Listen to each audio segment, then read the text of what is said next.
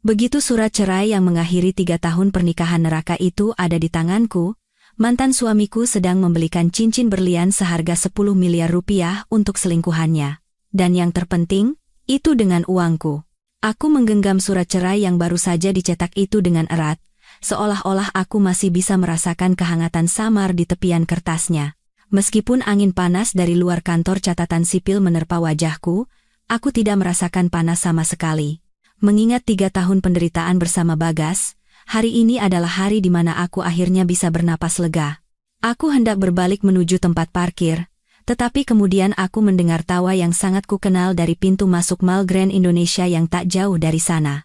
Suara itu kuingat betul suara Bagas, dan di sampingnya, ada seorang wanita yang penuh dengan gaya genit.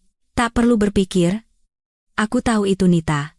Langkahku terhenti sejenak, dan tanpa sadar aku melirik ke arah pintu mal. Seharusnya aku tidak melihatnya. Karena begitu aku melihat pemandangan itu, amarahku memuncak. Bagas sedang merangkul pinggang Nita dengan setelan jas pesanan khusus yang aku belikan untuknya tahun lalu. Sementara itu, Nita mengenakan gaun merah muda. Satu tangannya dengan lembut mengelus perutnya sementara tangan yang lain melingkar di lengan Bagas. Keduanya tersenyum lebar hingga mata mereka menyipit, lalu berjalan lurus ke toko perhiasan cahaya berlian di lantai 1. Toko itu pernah kusebutkan pada Bagas sekali. Toko di mana perhiasan paling sederhana pun harganya mulai dari ratusan juta rupiah. Waktu itu, aku hanya berkata bahwa kalung yang dipajang di etalase depan sangat indah, dan jika ada kesempatan, kita bisa melihatnya bersama. Namun, Bagas langsung cemberut. Dia mengomeliku, mengatakan aku tidak bisa mengatur uang, seolah-olah di rumah kami punya gunung emas. Tapi lihatlah dia sekarang, begitu murah hati seperti sungai yang mengalir deras. Aku mengikuti mereka seperti orang yang terhipnotis, lalu bersembunyi di balik sebuah pilar besar di depan toko untuk mengamati. Sayang, lihat cincin-cincin berlian ini. Suka yang mana? Pilih saja. Hari ini, Mas belikan semuanya untukmu. Suara Bagas terdengar manis yang dibuat-buat, sangat berbeda dengan nada suaranya yang biasa ia gunakan padaku. Nita menjawab dengan nada manja, Mas Bagas baik sekali sama Nita. Tapi, apa ini tidak terlalu mahal? Meskipun mulutnya berkata begitu, tangannya sudah menunjuk ke cincin berlian terbesar yang diletakkan di tengah etalase. Aku mengikuti arah jarinya dan melihat cincin emas putih yang dihiasi berlian indah berukuran tak kurang dari 5 karat. Label harga di sebelahnya dengan jelas tertulis 10.000. Seorang pramuniaga yang melihat itu segera menghampiri mereka dengan antusias dan senyum yang lebar hingga nyaris mencapai telinganya. Ibu seleranya bagus sekali. Cincin ini bernama Mahkota Bintang, barang termahal di toko kami. Berliannya memiliki tingkat kejernihan VVS dan potongannya sempurna, sangat cocok untuk orang yang berkelas seperti ibu. Mendengar kata berkelas, Nita semakin besar kepala. Dia sengaja membusungkan dada dan perutnya, lalu menoleh ke arah Bagas. Mas Bagas, lihat, pramuniaganya saja bilang Nita berkelas. Bagas mengelus kepala Nita dengan lembut, dengan tatapan penuh kasih sayang yang belum pernah kulihat sebelumnya. Tentu saja, wanita Mas Bagas harus berkelas.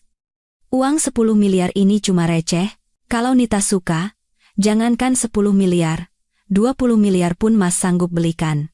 Selesai berbicara, dia sengaja melirik ke arah pintu, seolah ingin memamerkan status keuangannya hingga tubuhnya bergetar.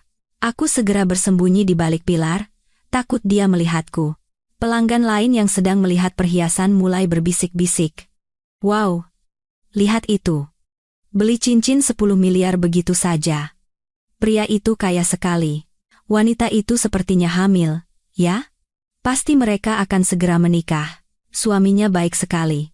Kalau saja suamiku bisa setengahnya saja dari dia, pasti aku sudah bahagia. Aku hanya bisa tertawa sinis dalam hati. Apa yang mereka tahu? Setelan jas yang dipakai Bagas dibeli dengan uangku. Bahkan kartu kredit di dompetnya, saat pertama kali dibuat, akulah yang membayarnya.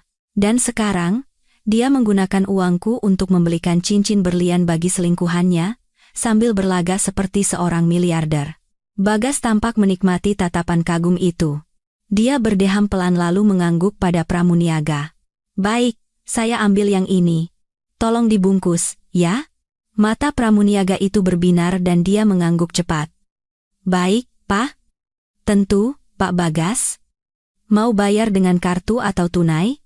Kartu. Bagas mengeluarkan kartu hitam dari saku dalam jasnya dan mengibaskannya dengan bangga. Kartu Black Card ini tidak ada masalah.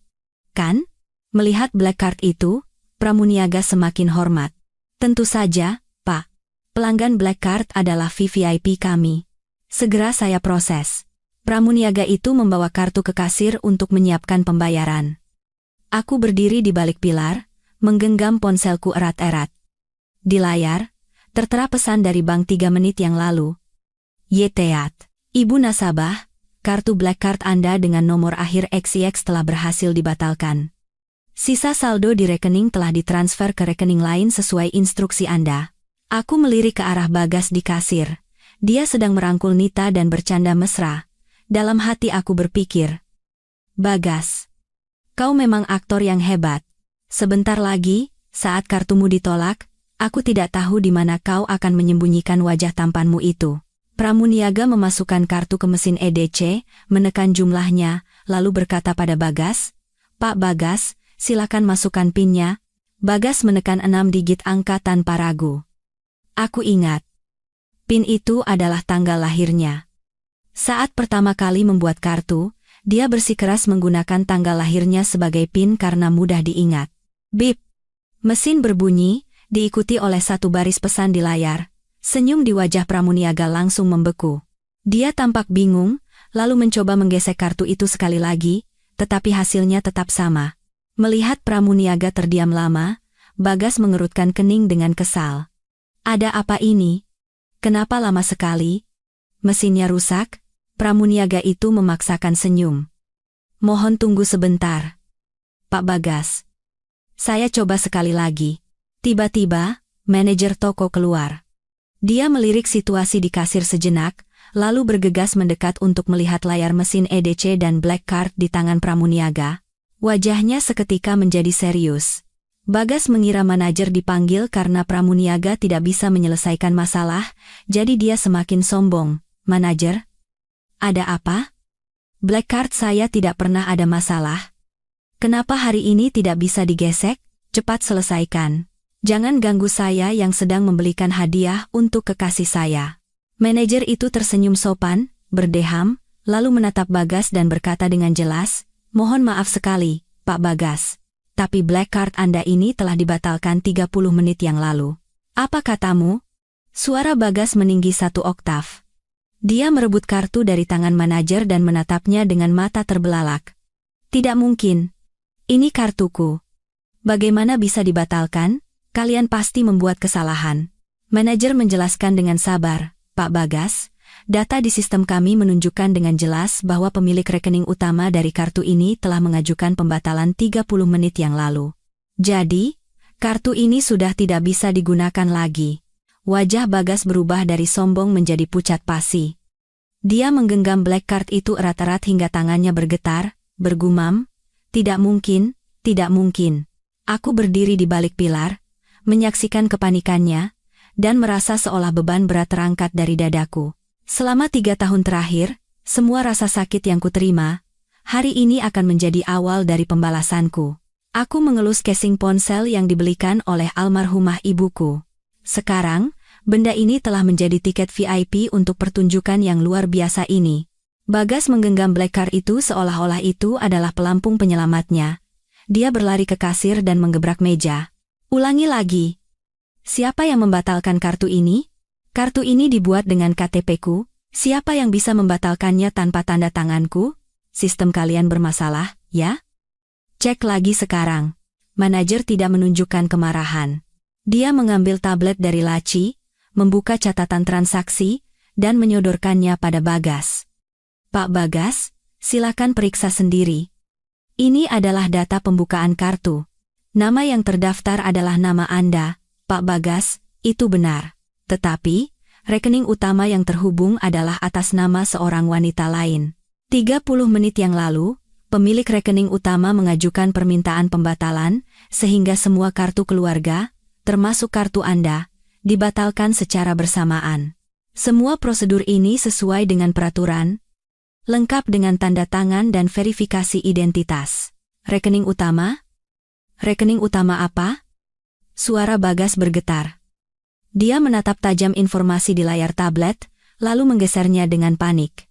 Saat aku membuat kartu ini, tidak ada yang bicara soal rekening utama. Apa bank kalian menipuku?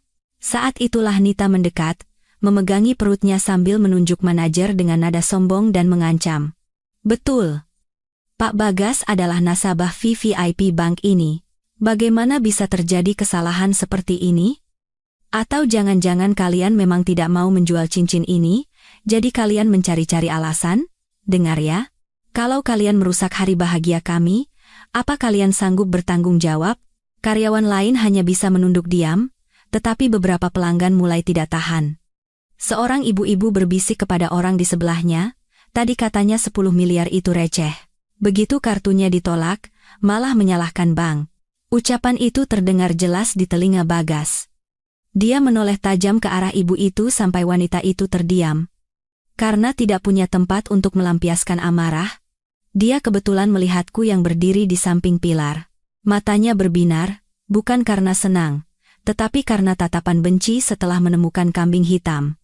Dia melepaskan tangan Nita dan berlari ke arahku. Dalam beberapa langkah, dia sudah di depanku, menunjuk hidungku dan berteriak, "Rania, ini pasti ulahmu, kan? Kau sengaja mengerjaiku. Sejak sebelum cerai kau sudah sering menyindirku. Beraninya kau membatalkan kartuku diam-diam. Kau sudah gila, ya?" Aku melipat tangan di dada dan mundur selangkah untuk menghindari jarinya. Selama 3 tahun hidup bersama, aku paling benci dengan sikapnya yang suka menunjuk-nunjuk dan memerintah orang. Bagas, sebelum menuduh orang, coba gunakan otakmu sedikit. Pikirkan. Apakah ini benar-benar perbuatanku? Di dalam hatimu, kau seharusnya sudah tahu jawabannya. Ucapanku membuat Bagas terdiam sejenak. Tetapi tak lama kemudian dia kembali sombong seperti semula. Dia menatapku dari ujung kepala sampai ujung kaki, lalu mendengus. "Oh, masih pakai baju butut tahun lalu, ya? Setelah cerai pasti tidak punya uang untuk beli baju baru. Tentu saja, ibu rumah tangga pengangguran sepertimu. Tanpa aku, paling-paling hanya bisa melongo melihat orang lain membeli perhiasan. Kan?" Nita ikut menimpali di samping Bagas, sambil membusungkan perutnya. "Mbak Rania, tidak seharusnya bicara seperti itu. Mas Bagas membelikan saya cincin 10 miliar, karena saya pantas mendapatkannya. Tidak seperti orang lain yang menempel pada Mas Bagas selama 3 tahun, tapi tidak mendapatkan perhiasan satupun, dan akhirnya harus bercerai." "Benar." Bagas mengelus kepala Nita, dan menatapku dengan pandangan merendahkan. "Rania, lihat dirimu sendiri. Begitu kurus kering. Lihat Nita, dia mengandung anakku. Tentu aku harus merawatnya, membelikannya barang-barang bagus. Itu wajar. Kau bisa apa selain memasak dan membersihkan rumah? Oh ya, masakanmu juga tidak enak. Dulu waktu ibuku datang, kau membuat sayur sop keasinan sampai tidak bisa dimakan." Kata ibuku membuatku tertawa sinis dalam hati. Ibunya selalu menyindirku setiap hari, menuduhku tidak bisa memberinya cucu laki-laki, dan juga mengkritikku boros. Padahal, dia tidak pernah tahu bahwa suplemen kesehatan dan gelang emas yang dibelikan Bagas untuknya semuanya berasal dari uangku. Tapi aku tidak berdebat dengannya tentang hal-hal sepele itu. Aku hanya menatap black card di tangannya dan berkata perlahan, "Bagas, apa kau yakin kartu itu benar-benar milikmu? Coba pikir baik-baik, saat pertama kali membuat kartu itu, siapa yang membayarnya?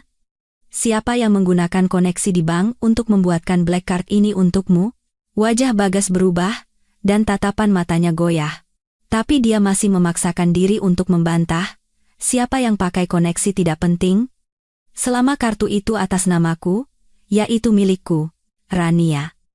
Telepon bank sekarang dan aktifkan kembali kartuku, atau kau akan tahu akibatnya." "Tidak bisa." Aku mengangkat bahu dengan santai.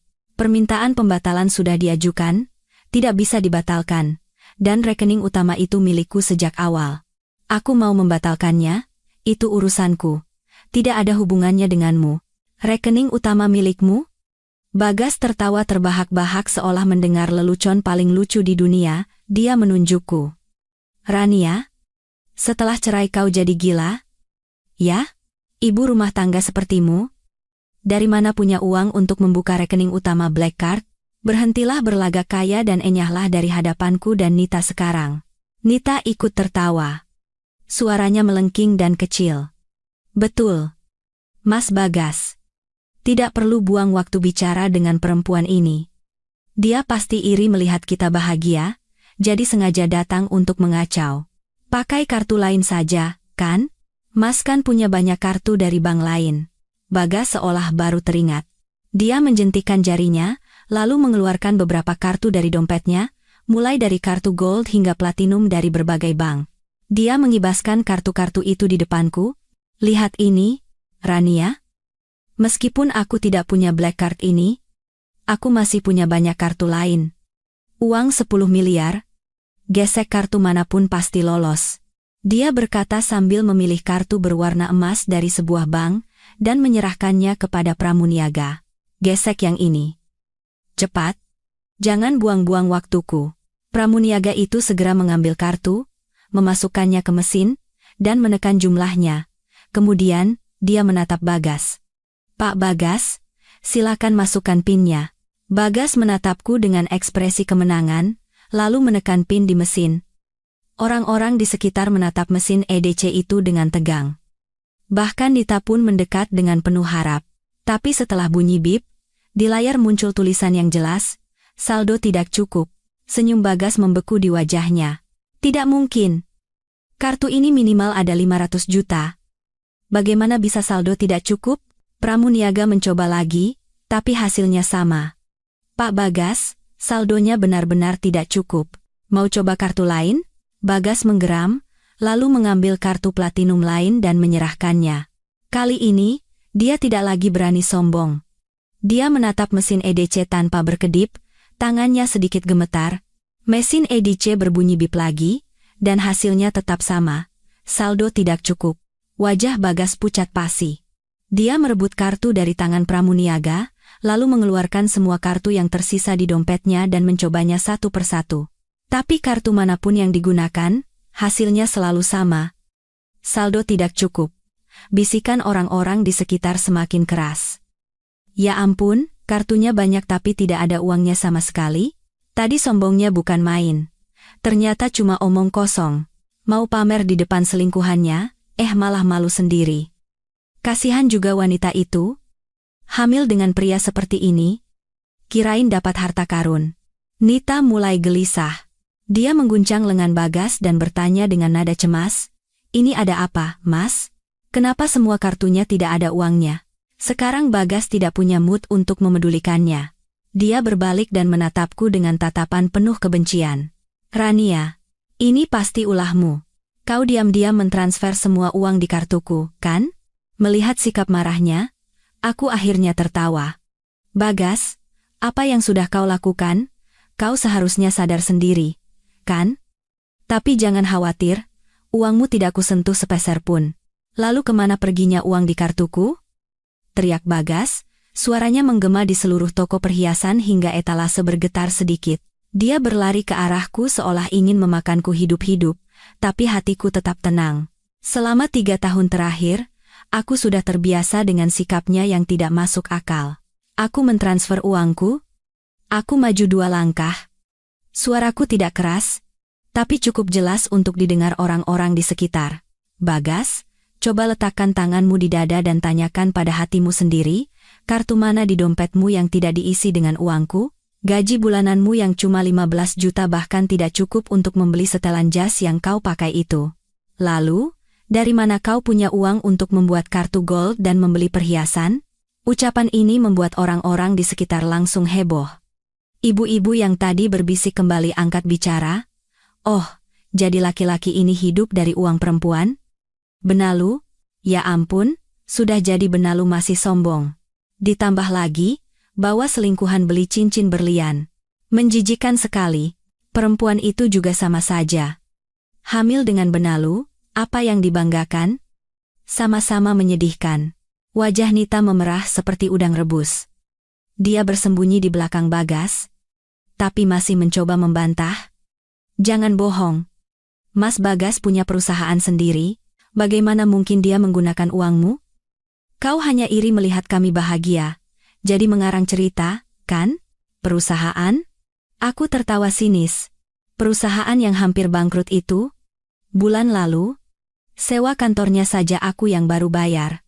Kalau tidak, dia pasti sudah diusir oleh pemilik gedung. Tidak percaya? Coba tanya karyawan di perusahaannya. Kudengar gaji mereka sudah menunggak 3 bulan. Ucapanku menusuk tepat di jantung Bagas. Wajahnya semakin pucat, dia berbalik dan berteriak pada manajer, "Jangan dengarkan perempuan ini mengoceh. Cepat hubungi bank. Black card saya tidak mungkin dibatalkan. Pasti sistem kalian yang rusak atau perempuan ini bersekongkol dengan kalian." Manajer dengan tenang mengeluarkan ponselnya dan menelepon layanan pelanggan VVIP Bank di depan semua orang, sambil mengaktifkan loudspeaker. Setelah 2 kali dering, panggilan dijawab, "Selamat siang, layanan pelanggan VVIP Bank Sentosa, ada yang bisa dibantu?" "Selamat siang. Saya manajer toko perhiasan dari Grand Indonesia. Saat ini, nasabah Anda, Pak Bagas, ada di sini. Beliau memegang black card bank Anda dengan nomor akhir XX, tetapi kartu tersebut tertera telah dibatalkan. Kami ingin memverifikasi statusnya." Setelah manajer menyebutkan nomor kartu dengan jelas, operator di ujung sana terdiam sejenak, lalu menjawab, "Setelah kami periksa, nomor kartu tersebut memang black card yang telah dinonaktifkan pada pukul 10.01 pagi ini. Pihak yang mengajukan pembatalan adalah pemilik rekening utama, Ibu Rania, yang menyebabkan semua kartu keluarga ikut dibatalkan secara bersamaan. Seluruh sisa saldo telah ditransfer ke rekening yang ditunjuk oleh Ibu Rania." Dengar itu, Bagas berteriak ke telepon seolah menemukan penyelamat. "Saya pemilik kartu ini. Apa hak Rania membatalkan kartu saya? Apa yang bank kalian lakukan ini ilegal.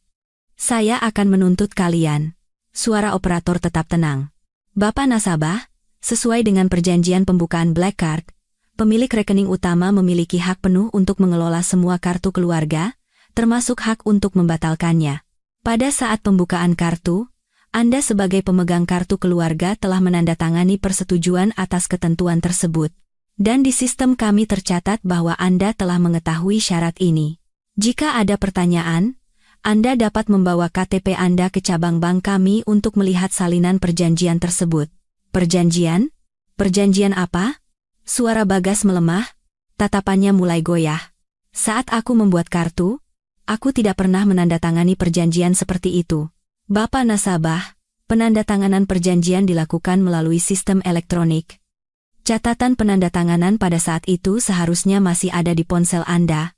Silakan diperiksa kembali," tambah operator. "Selain itu, biaya tahunan dan limit penggunaan Black Card ini semuanya dipotong dari rekening utama. Pemegang kartu keluarga hanya memiliki hak pakai, bukan hak milik atas kartu tersebut." Ucapan itu seperti air es yang disiramkan ke kepala Bagas. Dia berdiri kaku, menggenggam ponselnya erat-erat hingga buku-buku jarinya memutih, dan tidak berkata apa-apa lagi untuk waktu yang lama.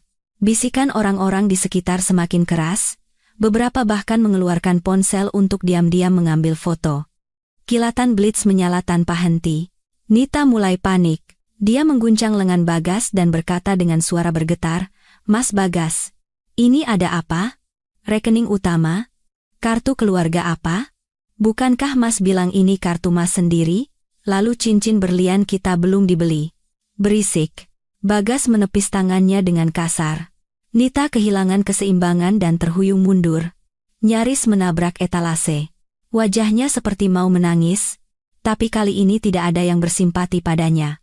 Orang-orang hanya berbisik, "Rasakan, selingkuhan." Manajer menyimpan ponselnya dan menoleh ke Bagas dengan suara yang masih sopan namun dingin. "Pak Bagas, sekarang semuanya sudah jelas, ya. Kartu ini telah dibatalkan dan tidak bisa digunakan. Jika Bapak tidak dapat melakukan pembayaran, kami tidak bisa menyimpan cincin mahkota bintang ini untuk Anda, karena masih ada pelanggan lain yang menunggu." Saat ini, kesombongan Bagas telah lenyap. Dia menatap cincin berlian yang berkilauan di etalase, bergantian dengan tatapan sinis dari orang-orang di sekitarnya. Wajahnya memerah dan menghijau, Dia mengatupkan giginya seolah membuat keputusan penting, lalu menoleh padaku. Suaranya langsung melembut. Rania, aku minta maaf, ya? Sudah dong marahnya. Tolong aktifkan lagi kartuku. Setelah beli cincin ini, aku janji akan langsung mengembalikan kartunya padamu. Dan aku janji tidak akan bertemu Nita lagi. Kita rujuk lagi, ya? Aku nyaris tertawa terbahak-bahak mendengar perubahan sikapnya. Orang yang beberapa saat lalu masih membentakku, kini berlagak menyedihkan dan meminta rujuk. Dia adalah contoh sempurna dari sampah sejati. Bagas? Aku menatapnya dengan tatapan sedingin es. Bicara seperti ini sekarang. Kau pikir masih ada gunanya? Saat kau selingkuh dengan Nita, kau tidak pernah berpikir akan ada hari seperti ini, kan? Saat kau menghabiskan uangku dengan nyaman, kau tidak pernah berpikir bahwa saat kartu tidak bisa digunakan, kau harus memohon padaku seperti ini, kan? Sudah terlambat. Melihat kata-kata manis tidak mempan, Bagas kembali memasang wajah masam. Dia melangkah maju hendak memegang lenganku dan berkata dengan nada mengancam, Rania, diajak bicara baik-baik tidak mau, ya? Aktifkan kartuku sekarang? Atau, belum sempat dia menyelesaikan kalimatnya, sebuah suara memotong, atau apa? Saat kami menoleh, kami melihat petugas keamanan mal berlari mendekat bersama dua pria berjas, yang sepertinya adalah manajemen mal. Sepertinya ada yang melihat Bagas hendak menyakitiku dan menekan tombol darurat. Seorang petugas keamanan berdiri di antara kami dan berkata dengan tegas kepada Bagas, Pak, mohon jaga sikap Anda. Jika Anda membuat keributan di sini, kami terpaksa harus mengantar Anda keluar sesuai peraturan. Melihat petugas keamanan dan tatapan dingin orang-orang di sekitarnya, Bagas akhirnya mundur. Dia menatapku dengan penuh dendam, lalu menyeret Nita, sambil berkata melalui sela-sela giginya, ayo kita pergi. Nita masih enggan melepaskan cincin berlian itu, tetapi ketika diseret oleh Bagas, dia sadar dan berjalan terhuyung-huyung dengan sepatu hak tingginya. Saat melewatiku, dia tidak lupa menatapku dengan penuh kebencian dan bergumam pelan, lihat saja nanti. Saat aku hendak meninggalkan toko perhiasan, aku mendengar teriakan marah Bagas dari belakang. Rania, berhenti di sana. Aku berhenti dan berbalik. Bagas menyeret Nita kembali. Setelan jasnya kusut masai, rambutnya acak-acakan, tidak ada lagi sisa-sisa citra pengusaha muda yang bersemangat. Kerumunan yang tadinya mulai bubar kembali berkumpul, seolah ingin tahu akhir dari drama ini. Bagas berlari dan berhenti di depanku, terengah-engah sambil menunjuk ponsel di tanganku. Kau bilang kau pemilik rekening utama kartu itu? Mana buktinya? Jangan-jangan kau bersekongkol dengan bank untuk menipuku? Kartu ini sudah kupakai 2 tahun. Semua riwayat transaksinya milikku. Ini kartuku. Nita ikut menimpali. Betul. Mas Bagas sudah memakai kartu ini untuk membeli banyak barang. Mana bisa dibatalkan begitu saja? Kau pasti iri karena aku hamil anak Mas Bagas, makanya sengaja melakukan ini. Aku melihat keduanya yang begitu kompak, dan hanya bisa tertawa kasihan. Aku mengeluarkan ponsel dari tasku, membuka aplikasi mobile banking, dan menunjukkan layarnya kepada orang-orang di sekitar. Semuanya, mohon lihat baik-baik. Ini adalah halaman utama rekening bank saya. Di sini tertulis dengan jelas bahwa pemilik rekening utama adalah Rania, dan di bawah ini adalah daftar kartu keluarga yang terhubung, di mana black card yang coba digunakan Pak Bagas tadi ada di urutan pertama. 4 digit terakhir nomor kartunya juga cocok dengan kartu yang dia pegang. Orang-orang di sekitar berkerumun melihat layar, dan salah satu dari mereka membaca dengan suara keras, benar, namanya Ibu Rania. Pemegang kartu keluarga adalah Pak Bagas.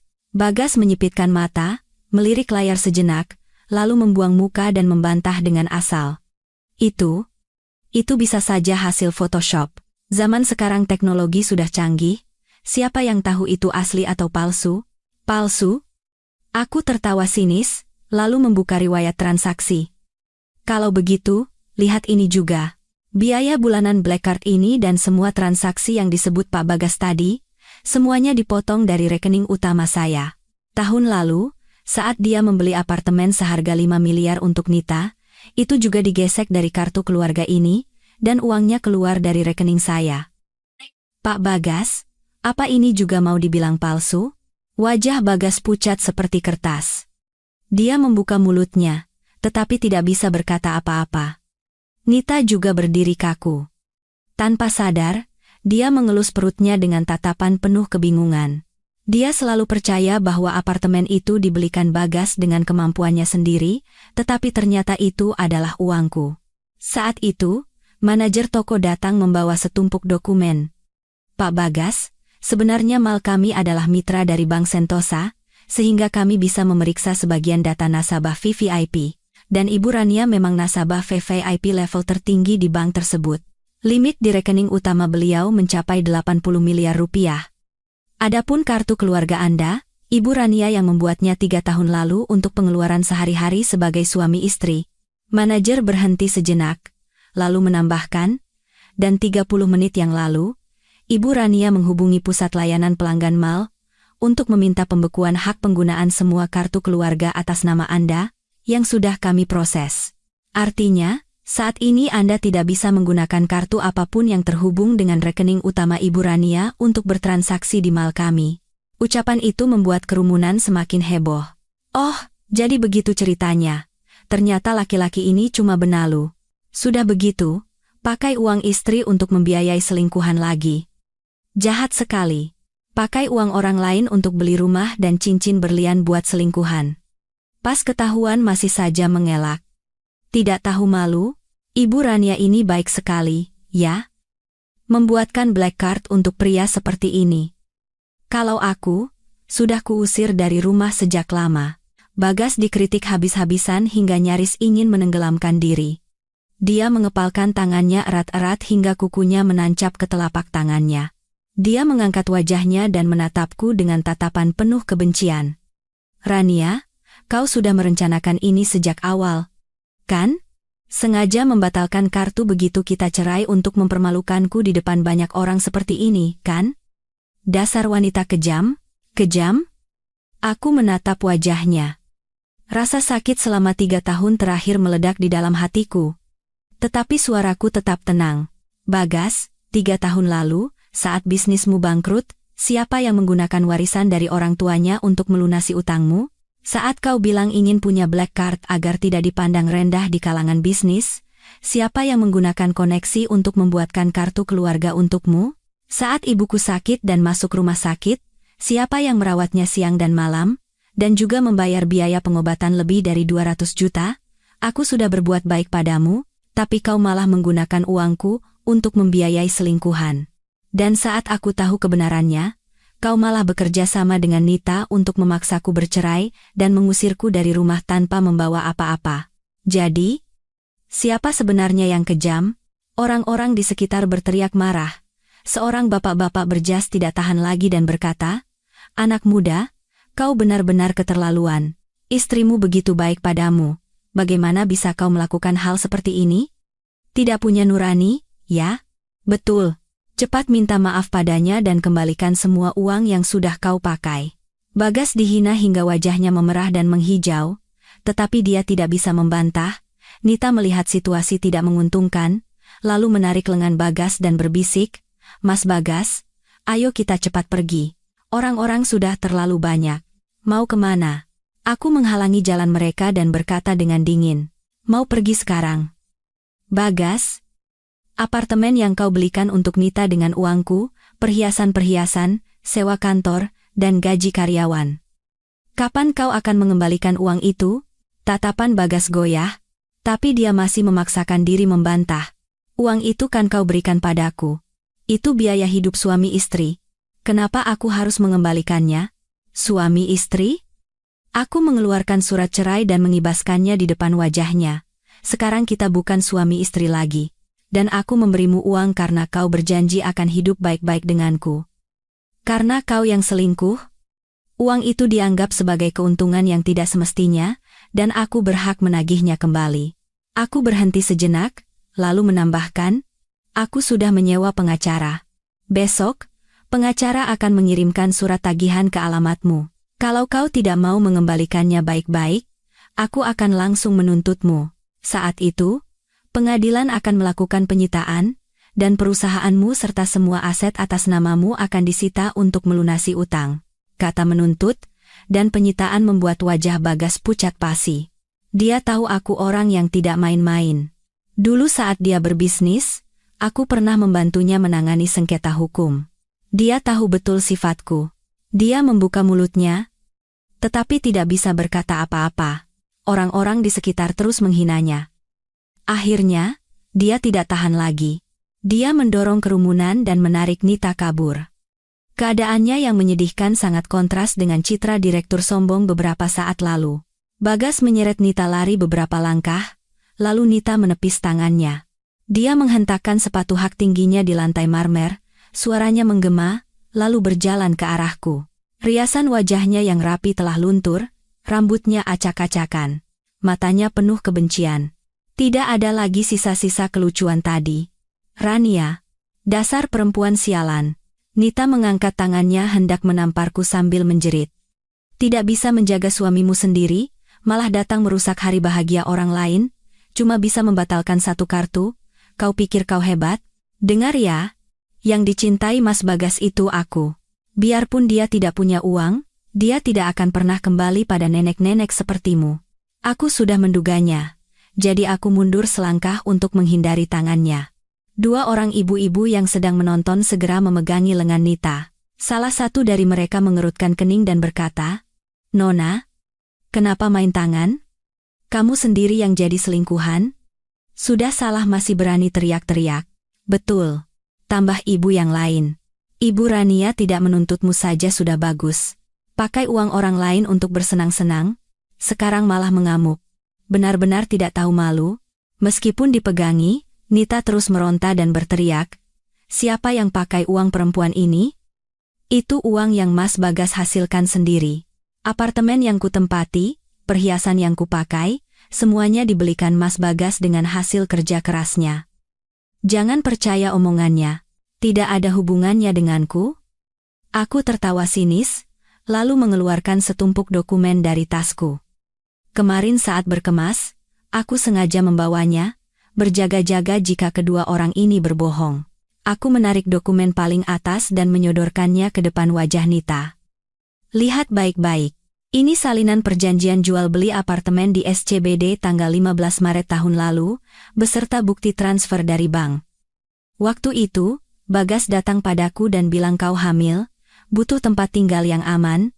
Dia memintaku mengeluarkan uang untuk membeli rumah. Aku kasihan, jadi aku setuju dan mentransfer 5 miliar rupiah dari rekening utamaku ke rekening perusahaan agen properti." "Tidak mungkin." Mata Nita terpaku pada jumlah uang di kontrak. Bibirnya bergetar. "Tidak mungkin. Mas Bagas bilang itu uang hasil bisnisnya dengan teman." "Bagaimana mungkin itu uangmu? Kenapa tidak mungkin?"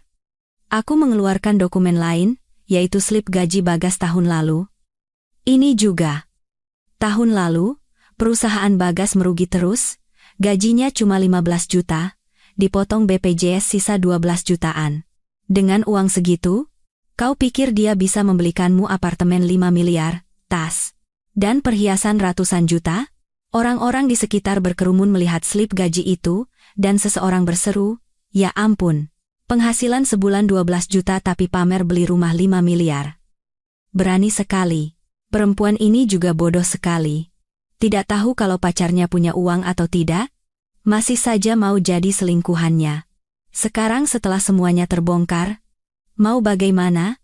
Wajah Nita berubah dari pucat menjadi hijau. Air mata mengalir deras, bukan karena sedih, tetapi karena terpojok. Dia menoleh dan melihat Bagas yang baru saja kembali, lalu menangis tersedu-sedu. "Mas Bagas, apa yang mereka katakan itu benar? Apartemen itu dibeli dengan uang perempuan ini? Semua yang Mas katakan padaku bohong." Bagas berada dalam situasi yang memalukan. Dihadapkan dengan pertanyaan Nita, dia tidak tahu harus berbuat apa. Dia menghindari tatapannya dan berkata ragu-ragu, "Nita, jangan dengarkan mereka. Uang itu aku pinjam darinya. Nanti juga aku kembalikan." "Pinjam?" Aku menyela dengan suara yang jelas dan dingin. "Pinjam dari siapa? Pinjam uang 5 miliar tapi tidak ada surat perjanjian utang satupun? Atau mau bilang pinjam dariku?" Aku tidak ingat pernah meminjamkanmu uang untuk membeli apartemen untuk selingkuhan. Bagas terpojok. Dia hanya bisa menunduk seperti anak kecil yang berbuat salah, tapi Nita belum menyerah. Dia menepis tangan ibu-ibu itu dan berlari memukul dada. Bagas sambil berteriak, "Pembohong. Kau membohongiku selama ini. Katanya direktur hebat, katanya punya uang tak terbatas, tapi ternyata kau hanya benalu. Bagaimana bisa aku bertemu dengan penipu sepertimu? Lalu bagaimana dengan anak di dalam kandunganku?" Dia berbicara dengan emosi yang meluap-luap. Tiba-tiba, dia memegangi perutnya, wajahnya pucat, dan mengerutkan kening sambil mengerang. "Aduh, sakit perut, sakit sekali." Orang-orang di sekitar terkejut. Seseorang buru-buru berkata, "Ya ampun, mau keguguran, ya? Cepat bawa ke rumah sakit." Bagas juga panik. Dia segera menopang Nita dan berkata dengan cemas, "Nita, kamu kenapa? Jangan membuatku takut. Aku akan membawamu ke rumah sakit sekarang." Tapi Nita malah mendorongnya. Keringat dingin membasahi dahinya, tapi dia masih menggertakkan gigi dan menatapku. "Ini semua karenamu, Rania. Kalau kau tidak datang membuat masalah, anakku tidak akan kenapa-kenapa. Kembalikan anakku." Aku tidak merasa kasihan sedikit pun dengan sikapnya yang memutarbalikkan fakta. Aku berkata dengan dingin, "Nita, orang yang datang mengamuk, menghina, bahkan mau menamparku lebih dulu adalah kau. Apa hubungannya denganku? Dan kehamilanmu itu, kan, anak Bagas. Kalau mau menyalahkan, salahkan Bagas. Kenapa menyalahkanku?" Nita tidak bisa membantah, hanya bisa mengerang kesakitan. Tubuhnya perlahan merosot. Bagas melihat situasi semakin buruk, dia tidak peduli lagi dengan harga dirinya. Dia menggendong Nita dan berlari keluar mal sambil bergumam, "Nita, sabar ya. Sebentar lagi sampai rumah sakit." Orang-orang di sekitar memandangi punggung mereka yang tergesa-gesa sambil terus berbisik, "Perempuan itu luar biasa, ya? Dia sendiri yang mengamuk, malah menyalahkan orang lain. Sakit perut begitu, memang pantas." Bagas juga, rasakan. Ketahuan jadi benalu, selingkuhannya hamil lagi. Pasti pusing setelah ini, tapi Ibu Rania ini hebat sekali. Tidak panik sedikit pun, malah menunjukkan bukti-bukti untuk membungkam mereka. Benar-benar tangguh. Aku memasukkan dokumen kembali ke dalam tas. Hatiku tidak merasakan apa-apa.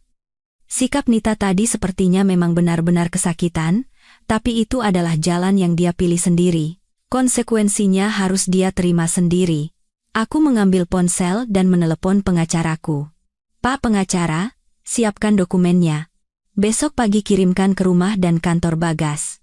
Di ujung sana terdengar jawaban, "Baik, Bu Rania. Dokumen sudah siap semua. Besok pagi akan segera saya kirimkan."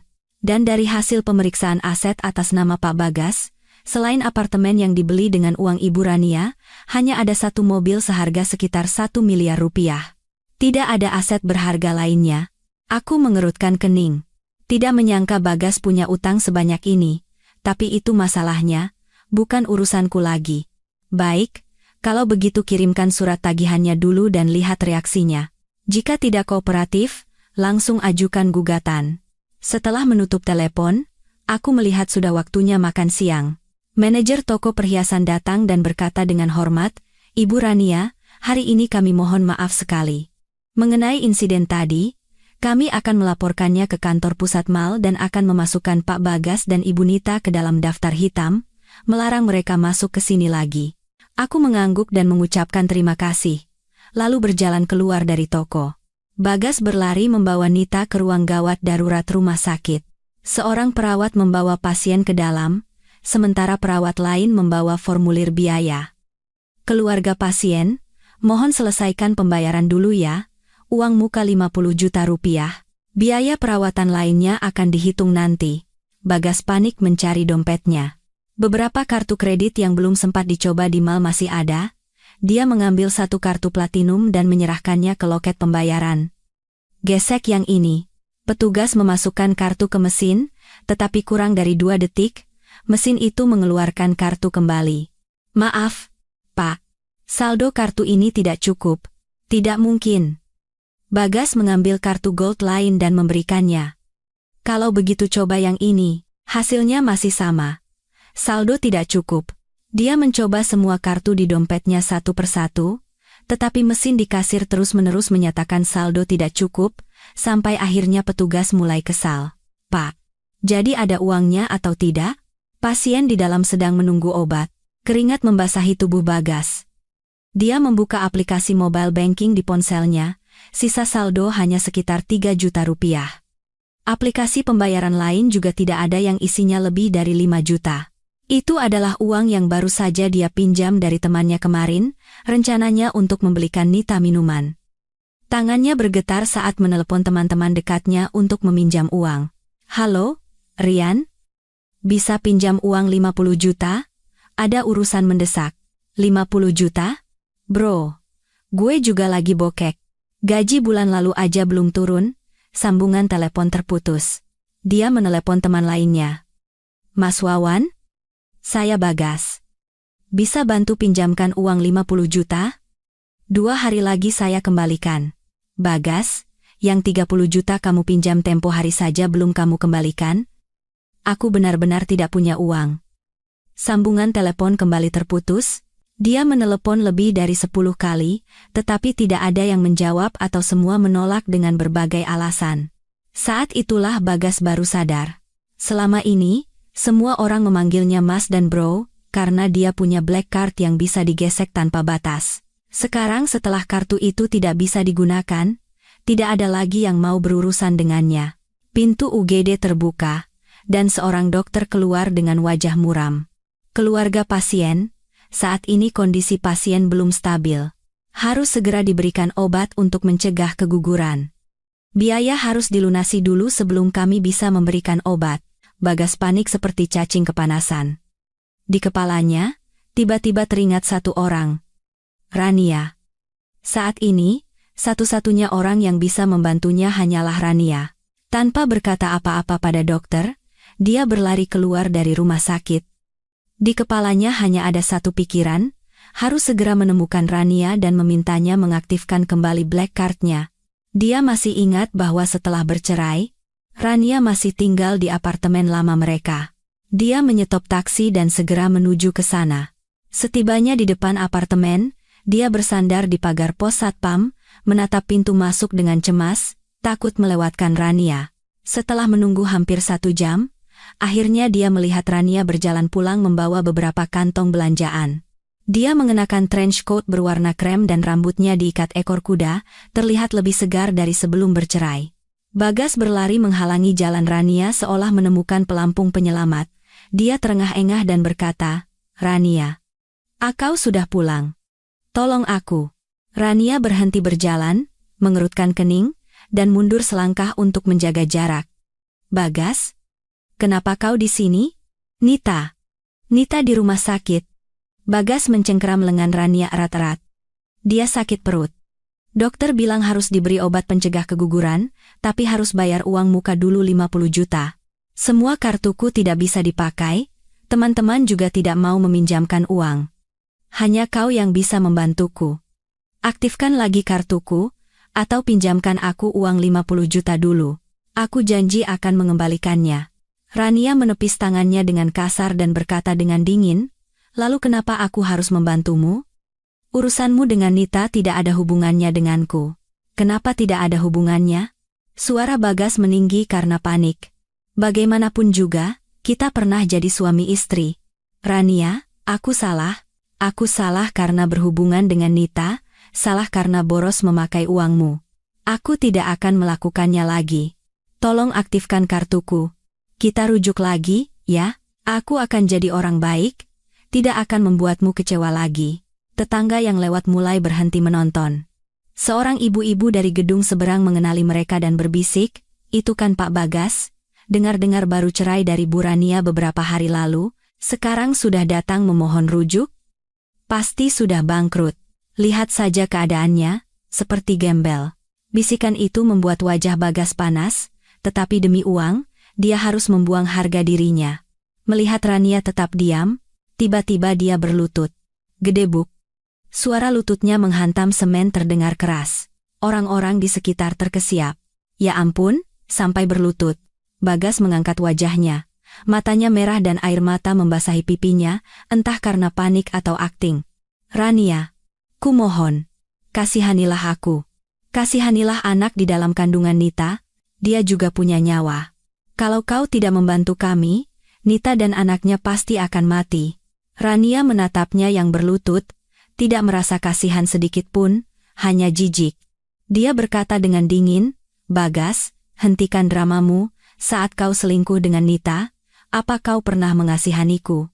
Saat kau memakai uangku untuk membeli apartemen dan perhiasan untuknya, apa kau pernah berpikir kita adalah suami istri?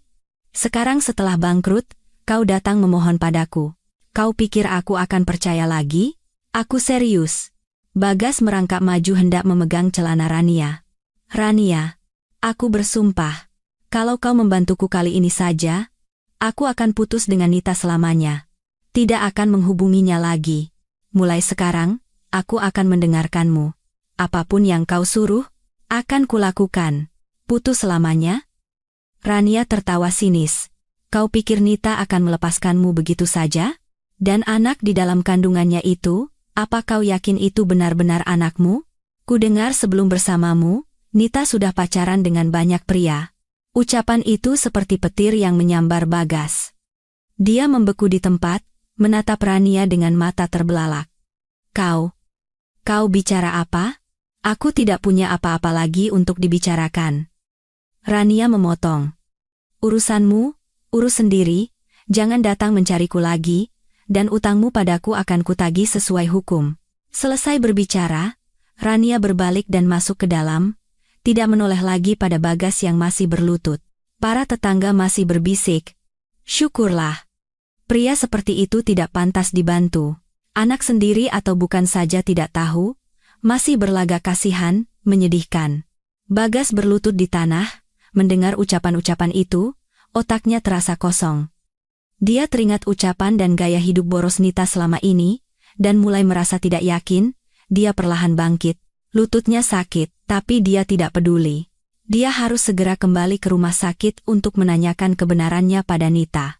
Dia berjalan terhuyung-huyung meninggalkan apartemen, punggungnya terlihat menyedihkan dan menggelikan, dan ini hanyalah awal dari karmanya. Saat aku hendak masuk ke lobi apartemen, aku mendengar suara mesin mobil. Ketika aku menoleh, aku melihat sebuah mobil sedan hitam terparkir di pinggir jalan.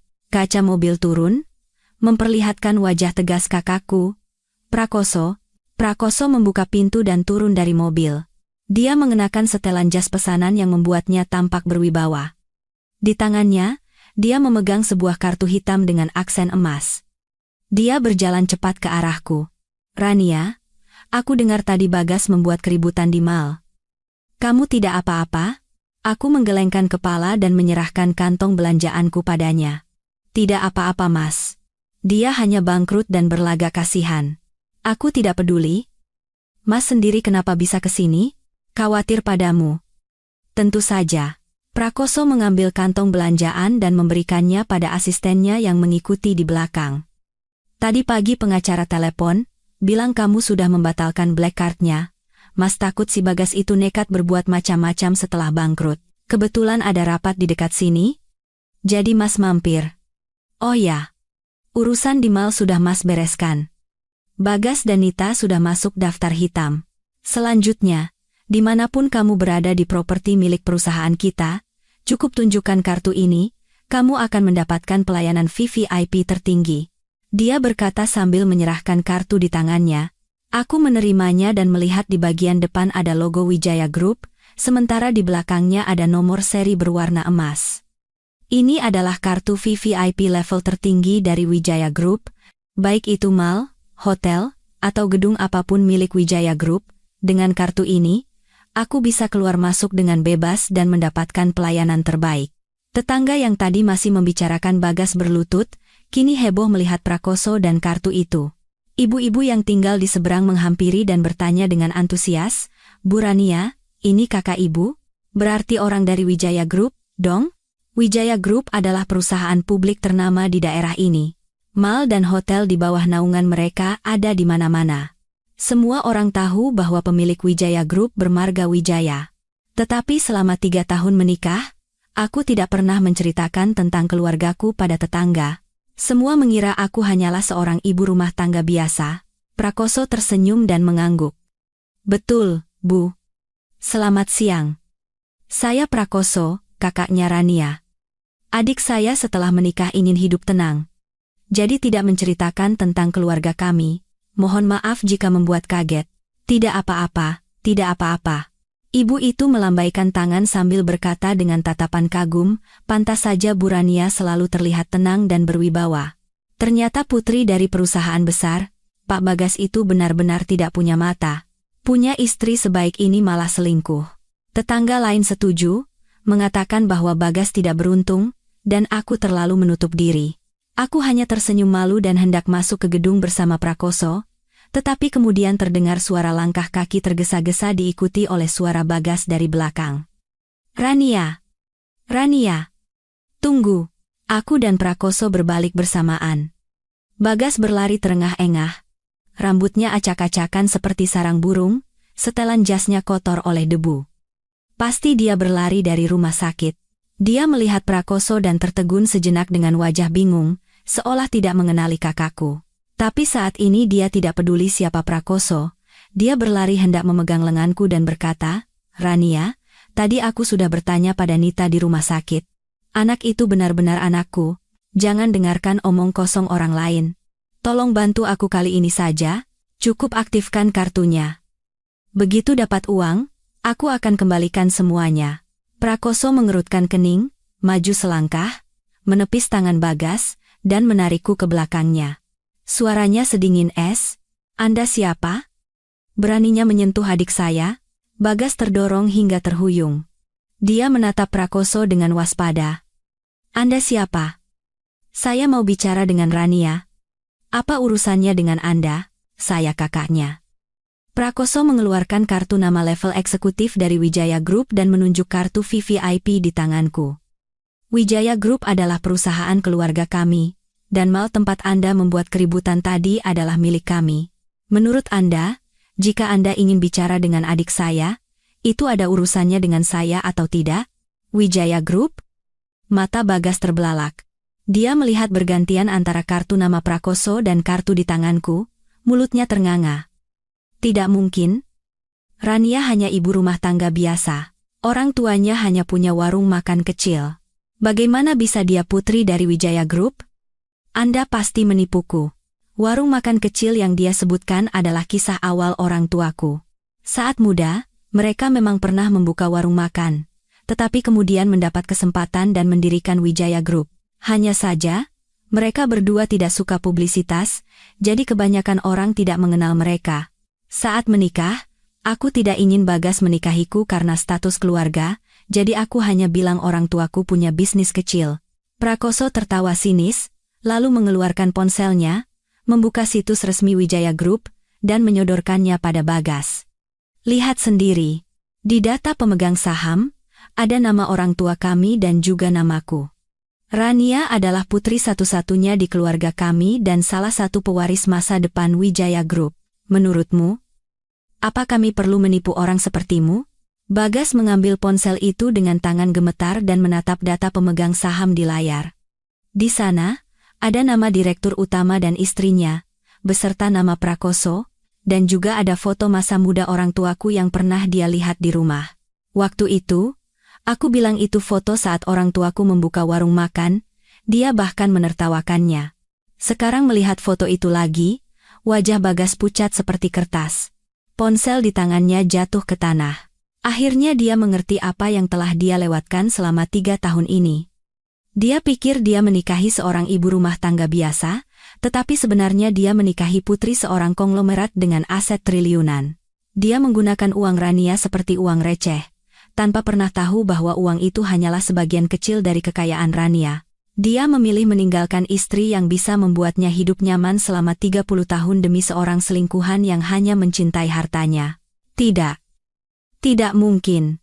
Bagas terduduk di tanah, memungut ponsel itu, dan berkata dengan suara bergetar, Rania, kenapa kau tidak memberitahuku? Kenapa kau tidak bilang kau putri Wijaya Group? Aku melihat kondisinya yang hancur, tidak merasa kasihan sedikit pun. Aku berkata dengan dingin. Kalau aku memberitahumu, apa yang akan berubah? Dengan sifatmu, jika kau tahu tentang keluargaku, kau pasti akan semakin serakah. Mungkin kau akan mencari cara untuk merebut seluruh Wijaya Group. Bagas, kondisimu hari ini bukan karena aku tidak memberitahumu statusku, tetapi karena keserakahan dan perselingkuhanmu sendiri. Prakoso melangkah maju dan memperingatkan Bagas. Saya peringatkan, jangan pernah mengganggu adik saya lagi. Utangmu pada adik saya, segera kembalikan. Kalau tidak, Wijaya Group tidak akan membiarkanmu. Bagas masih terduduk di tanah, menatap kosong, bergumam, aku salah. Aku benar-benar salah. Tetangga yang menonton tidak merasa kasihan, malah berpikir dia pantas mendapatkannya. Prakoso tidak memandangnya lagi. Dia menggandeng tanganku masuk ke apartemen. Di dalam lift, Prakoso menatapku dan berkata dengan kasihan, Rania, kamu sudah menderita karena orang itu. Maafkan Mas, ya. Aku menggelengkan kepala dan tersenyum. Tidak apa-apa, Mas. Sekarang aku baik-baik saja. Begitu aku dan Prakoso sampai di unit apartemen, lampu sensor di lorong menyala. Saat aku sedang membungkuk untuk mengganti sepatu, bel pintu berbunyi. Prakoso melihat interkom dan memberitahuku, pengacara datang. Aku mengangguk.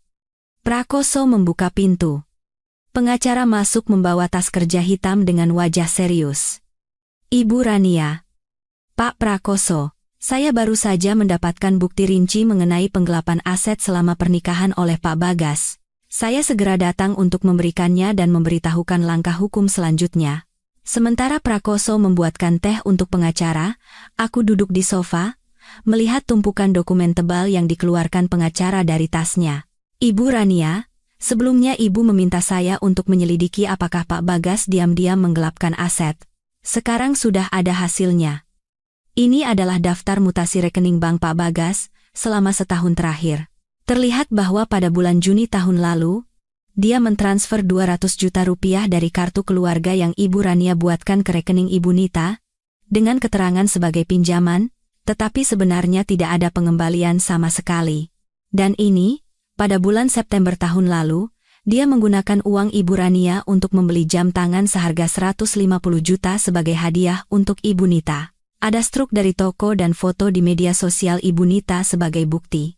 Selain itu, dia juga diam-diam menjual lukisan, yang merupakan harta bawaan sebelum menikah milik Ibu Rania, kepada temannya seharga 100 juta, lalu uangnya digunakan untuk membeli tas bermerek untuk Ibu Nita.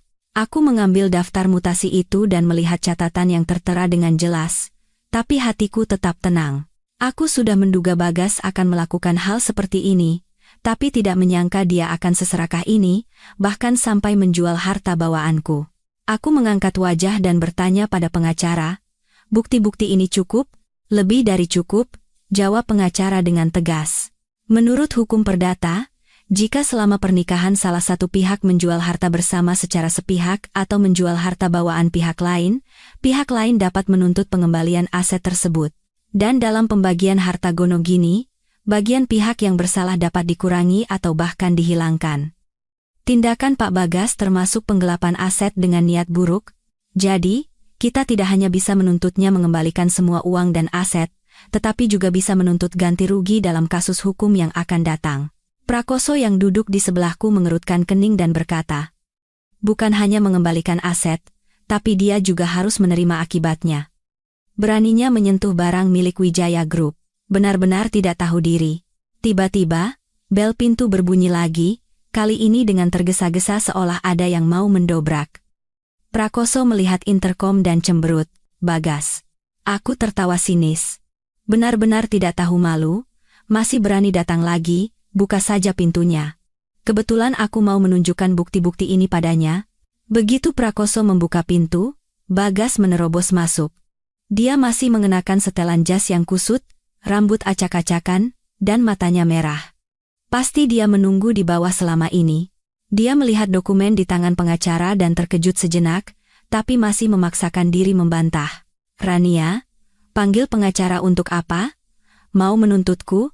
Sudah ku bilang, uang itu kau berikan padaku, bukan penggelapan, Pengacara berdiri dan menyodorkan daftar mutasi rekening serta foto-foto bukti pada Bagas. Pak Bagas, silakan lihat baik-baik. Ini daftar transfer 200 juta yang Anda kirim ke rekening Ibu Nita. Ini struk jam tangan seharga 150 juta. Dan ini bukti penjualan lukisan, harta bawaan Ibu Rania. Semua bukti ini jelas. Uang yang diberikan Ibu Rania adalah untuk biaya hidup sehari-hari atas dasar hubungan suami istri, bukan untuk Anda belikan barang untuk pihak ketiga. Dan tindakan Anda menjual harta bawaan Ibu Rania secara sepihak adalah tindakan yang jelas-jelas melanggar hukum. Bagas merebut dokumen itu dan membukanya dengan tangan gemetar. Semakin banyak halaman yang dia buka, wajahnya semakin pucat. Saat melihat bukti penjualan lukisan, dia marah besar dan melempar dokumen itu ke lantai. Lukisan itu, Rania sendiri yang menyuruhku menjualnya. Dia bilang sudah bosan dan menyuruhku menjualnya pada teman. Bohong, aku menyuruhmu menjualnya? Aku berdiri dan menatapnya dengan tatapan sedingin es. Bagas, kalau mau berbohong, yang rapi sedikit. Lukisan itu warisan dari kakekku. Aku menyimpannya baik-baik di brankas di ruang kerja. Kuncinya hanya aku yang punya. Bagaimana kau bisa membuka brankas itu? Dan uang hasil penjualan lukisan, kenapa tidak kau berikan padaku? Malah kau pakai untuk membeli tas edisi terbatas untuk Nita? Bagas terpojok oleh pertanyaanku, hanya bisa berdiri dengan bibir gemetar. Waktu itu, dia diam-diam menduplikasi kunci untuk membuka brankas, dan setelah menjual lukisan, uangnya dia gunakan untuk membeli tas untuk Nita, berbohong bahwa itu uang hasil kerjanya. Sekarang semuanya terbongkar. Dia tidak punya alasan lagi. Pengacara membungkuk, mengambil dokumen di lantai, merapikannya, dan berkata pada Bagas, Pak Bagas, sekarang buktinya sudah jelas. Pembelaan apapun tidak akan ada gunanya. Saya telah mengajukan permohonan ke pengadilan untuk menyita semua aset atas nama Anda, termasuk apartemen yang dibeli dengan uang Ibu Rania dan mobil Anda, sampai proses penyelesaian aset selesai, dan surat panggilan pengadilan akan segera dikirimkan kepada Anda. Mohon persiapkan diri untuk persidangan. Sita aset, suara Bagas meninggi. Dia berlari hendak merebut dokumen dari pengacara, tapi Prakoso menghalanginya. Prakoso menekannya hingga tidak bisa bergerak. Beraninya kalian menyita asetku? Bagas meronta sambil berteriak, apartemen itu sudah kuberikan pada Nita, mobil itu juga hasil kerja kerasku. Apa hak kalian menyitanya? Rania, suruh pengacaramu mencabut permohonan ini sekarang, atau aku tidak akan tinggal diam. Hak apa? Aku mendekatinya dan berkata dengan suara tenang namun tegas, dengan hak bahwa semua aset itu pada dasarnya dibeli dari uangku. Bagas, sekarang kalau kau mau bekerja sama dengan baik dan mengembalikan semua aset yang kau gelapkan, itu masih lebih baik. Kalau kau melawan sampai harus ke pengadilan, bukan hanya harus mengembalikan aset, tapi kau juga harus bertanggung jawab secara hukum. Mungkin kau bisa dipenjara. Kata penjara membuat tenaga Bagas lenyap. Prakoso melepaskannya, dan dia terhuyung mundur, terduduk di sofa, menatap langit-langit dengan pandangan kosong.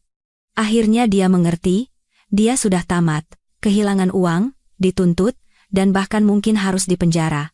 Pengacara melihat jam tangannya dan berkata padaku dan Prakoso, Ibu Rania, Pak Prakoso, kalau begitu saya permisi dulu. Jika ada kabar dari pengadilan, saya akan segera menghubungi. Aku mengangguk dan meminta Prakoso mengantar pengacara ke depan pintu. Di ruang tamu, hanya tersisa aku dan Bagas. Dia menunduk, bahunya sedikit bergetar. Bergumam. Aku salah. Seharusnya aku tidak menggelapkan aset, seharusnya aku tidak membohongimu. Aku melihatnya, tidak merasakan apa-apa. Ini semua adalah perbuatannya sendiri, dan biarpun harus berlutut, dia harus berjalan sampai akhir. Aku mengambil ponsel dan menelepon kantor manajemen gedung. Selamat siang, manajemen gedung. Saya Rania dari unit 1808. Ada orang yang membuat keributan di depan unit saya. Tolong kirim 2 petugas untuk mengusirnya. Kalau masih mengamuk, panggil saja polisi. Setelah menutup telepon, aku menatap Bagas dan berkata, pergilah, dan jangan kembali lagi. Tunggu saja surat panggilan pengadilan di rumahmu. Bagas mengangkat wajahnya, matanya penuh penyesalan. Saat dia hendak mengatakan sesuatu, petugas dari manajemen gedung datang dan memegangi lengannya dari kedua sisi. Dia meronta sambil berteriak, "Rania, aku salah. Beri aku kesempatan sekali lagi." Petugas menyeretnya keluar dari ruangan. Saat pintu tertutup, aku mendengar teriakannya perlahan menghilang. Aku berjalan ke jendela, melihatnya diseret keluar dari apartemen seperti anjing yang dibuang pemiliknya. Prakoso datang dan menepuk bahuku pelan. "Jangan pedulikan orang seperti itu.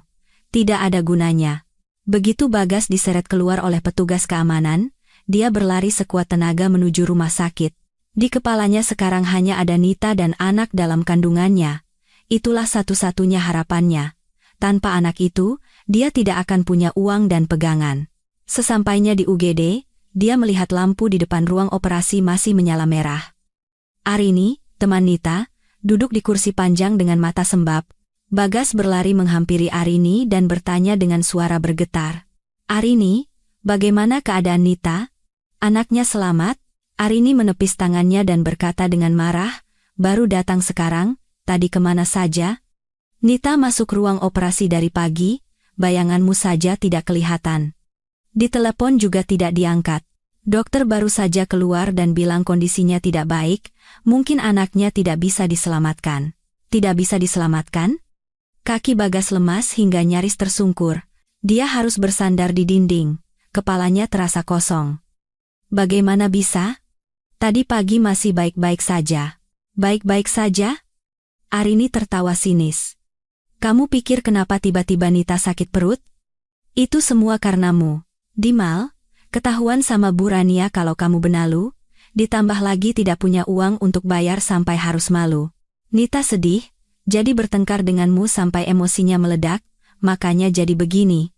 Dan sekarang, kamu bahkan tidak bisa bayar biaya rumah sakit. Dokter bilang harus bayar dulu, baru bisa melanjutkan perawatan." Saat itulah, Bagas baru teringat soal pembayaran. Dia merogoh sakunya, tapi di dompetnya hanya ada uang tunai beberapa ratus ribu. Saldo di ponselnya juga tidak cukup. Dia mengambil ponselnya lagi untuk menelepon teman-temannya, tapi hasilnya masih sama, tidak ada yang mengangkat atau semua menolak. Tiba-tiba, lampu di atas ruang operasi padam. Dokter mendorong keluar ranjang operasi, Nita terbaring di atasnya, wajahnya pucat seperti kertas. Matanya terpejam. Di sudut bibirnya ada noda darah. Bagas berlari menghampiri dokter. "Dok, bagaimana keadaan istri saya? Anaknya?" Dokter mengerutkan kening dan menghela napas. "Mohon maaf, kami sudah berusaha semaksimal mungkin, tapi janinnya tidak bisa diselamatkan. Pasien sendiri saat ini kondisinya sangat lemah, harus dipindahkan ke ruang pemulihan untuk observasi lebih lanjut. Dan karena keguguran ini, peluang untuk hamil di masa depan menjadi sangat kecil. Keluarga pasien harus menjaga kondisi psikologisnya dengan baik, anaknya tiada." Bagas berdiri membeku. Kepalanya berdengung. Dia menatap Nita yang terbaring di ranjang. Dan amarah langsung memuncak. Anaknya tiada. Harapan terakhirnya lenyap. Sekarang yang tersisa hanyalah utang rumah sakit yang besar dan aset yang disita. Dia benar-benar habis. Nita perlahan membuka matanya. Melihat Bagas, air mata langsung mengalir. Dia berkata dengan suara lemah, "Mas Bagas, anak kita sudah tidak ada." Bagas yang sudah kesal, mendengar tangisan Nita, emosinya meledak. Dia menepis tangan dokter, berlari ke ranjang, menunjuk wajah Nita, dan berteriak, "Menangis. Menangis memangnya bisa mengubah apa? Kalau kamu tidak mengamuk pada Rania Dimal, kalau kamu tidak emosian, anak kita tidak akan kenapa-kenapa. Sekarang anak sudah tidak ada, biaya rumah sakit tidak ada yang bayar, aku juga dituntut Rania sampai asetku disita semua. Kamu memang perempuan pembawa sial. Sejak bersamamu, tidak ada yang baik." Nita terkejut mendengar makian itu. Dia menatap wajah Bagas yang jelek dan menakutkan, tidak percaya dengan apa yang didengarnya. Dia mencoba bangkit dengan susah payah meski masih kesakitan. "Bagas, bagaimana bisa kamu bicara seperti itu padaku? Anak di dalam kandunganku juga anakmu. Kamu tidak punya uang untuk bayar biaya rumah sakit, makanya dokter tidak bisa menyelamatkan anak kita, kan? Kita jadi begini karena kamu menumpang hidup pada Rania sampai ketahuan, kan? Sekarang malah menyalahkanku? Bagas semakin marah. Dia mengangkat tangannya hendak menampar Nita, tapi seorang perawat di sebelahnya menahannya. Perawat itu mengerutkan kening dan berkata, "Pak, tenang. Pak, pasien baru saja selesai operasi, butuh istirahat.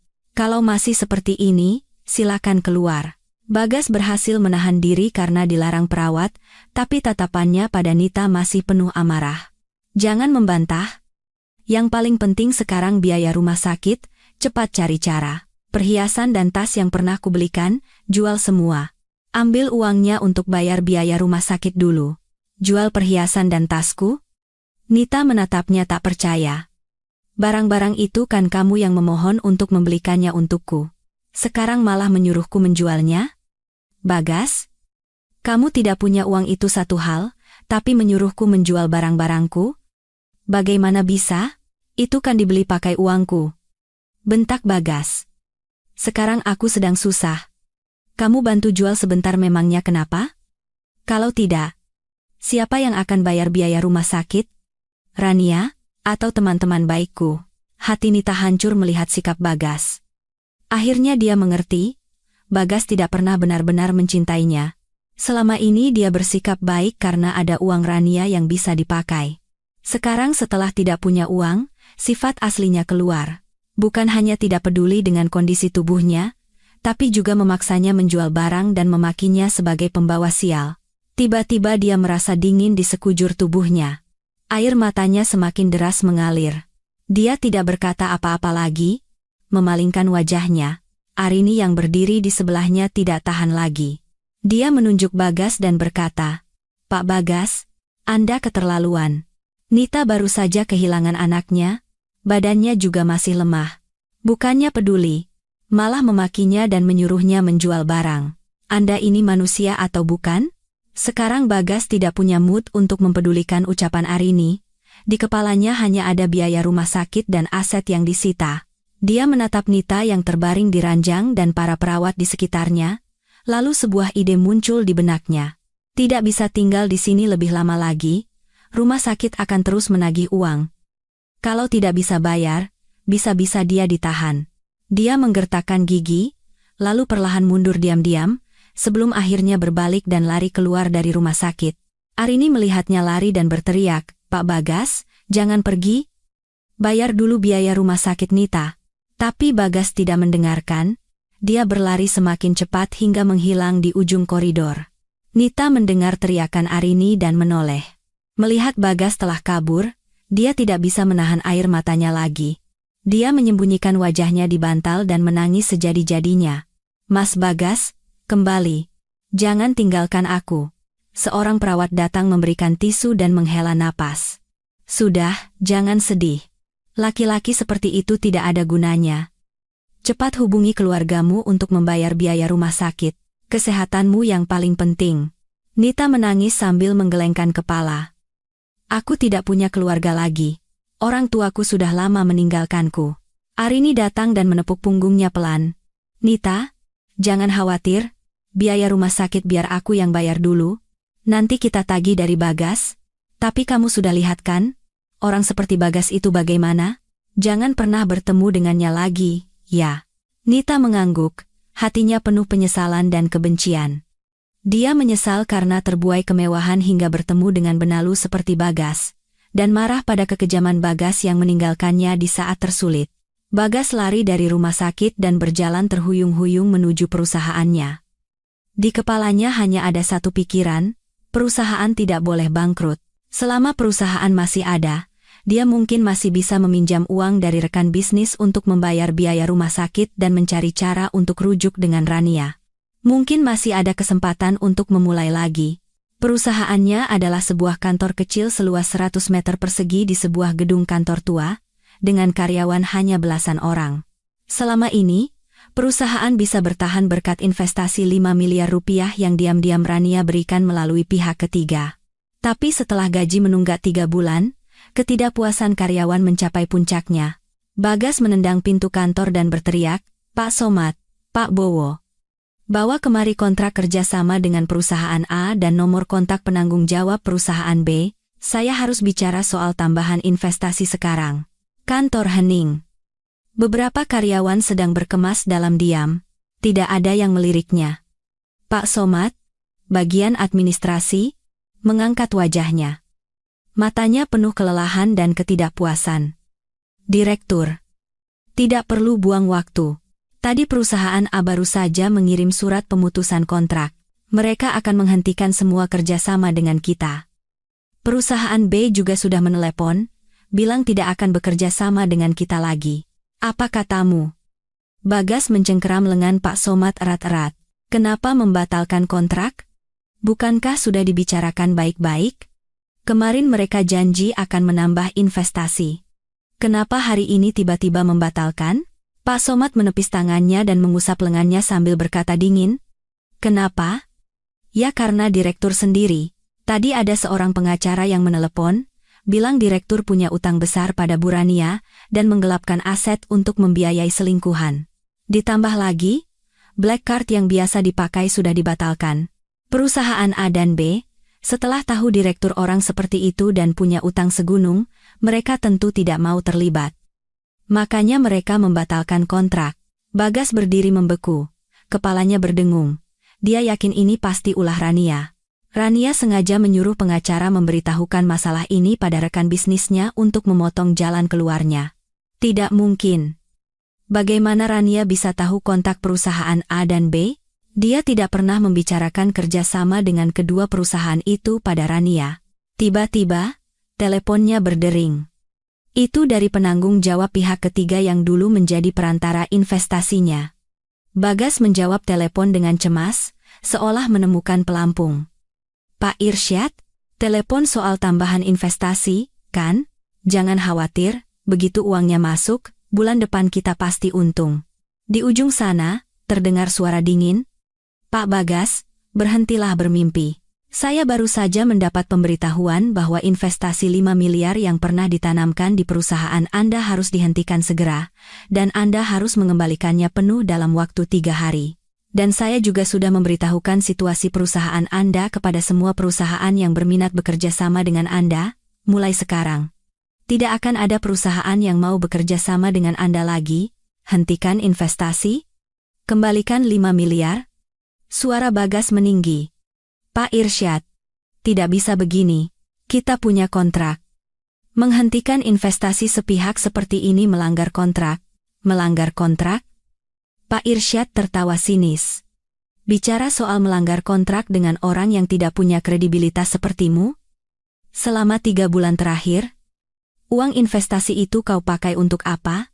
Beli hadiah untuk selingkuhan? Gaji karyawan tidak dibayar? Proyek tidak ada kemajuan? Sekarang mau dituntut sampai aset disita. Kalau aku tidak menghentikan investasi, baru aku yang bodoh. Oh ya, satu lagi. Orang yang merekomendasikan saya untuk berinvestasi padamu sejak awal adalah Bu Rania. Sekarang beliau mau menarik kembali investasinya. Tentu saja saya harus menurut. Rania? Rania lagi? Telepon jatuh dari tangan Bagas. Layarnya retak. Akhirnya dia mengerti. Perusahaannya bisa bertahan sampai sekarang karena Rania, dan sekarang perusahaan akan bangkrut juga karena Rania.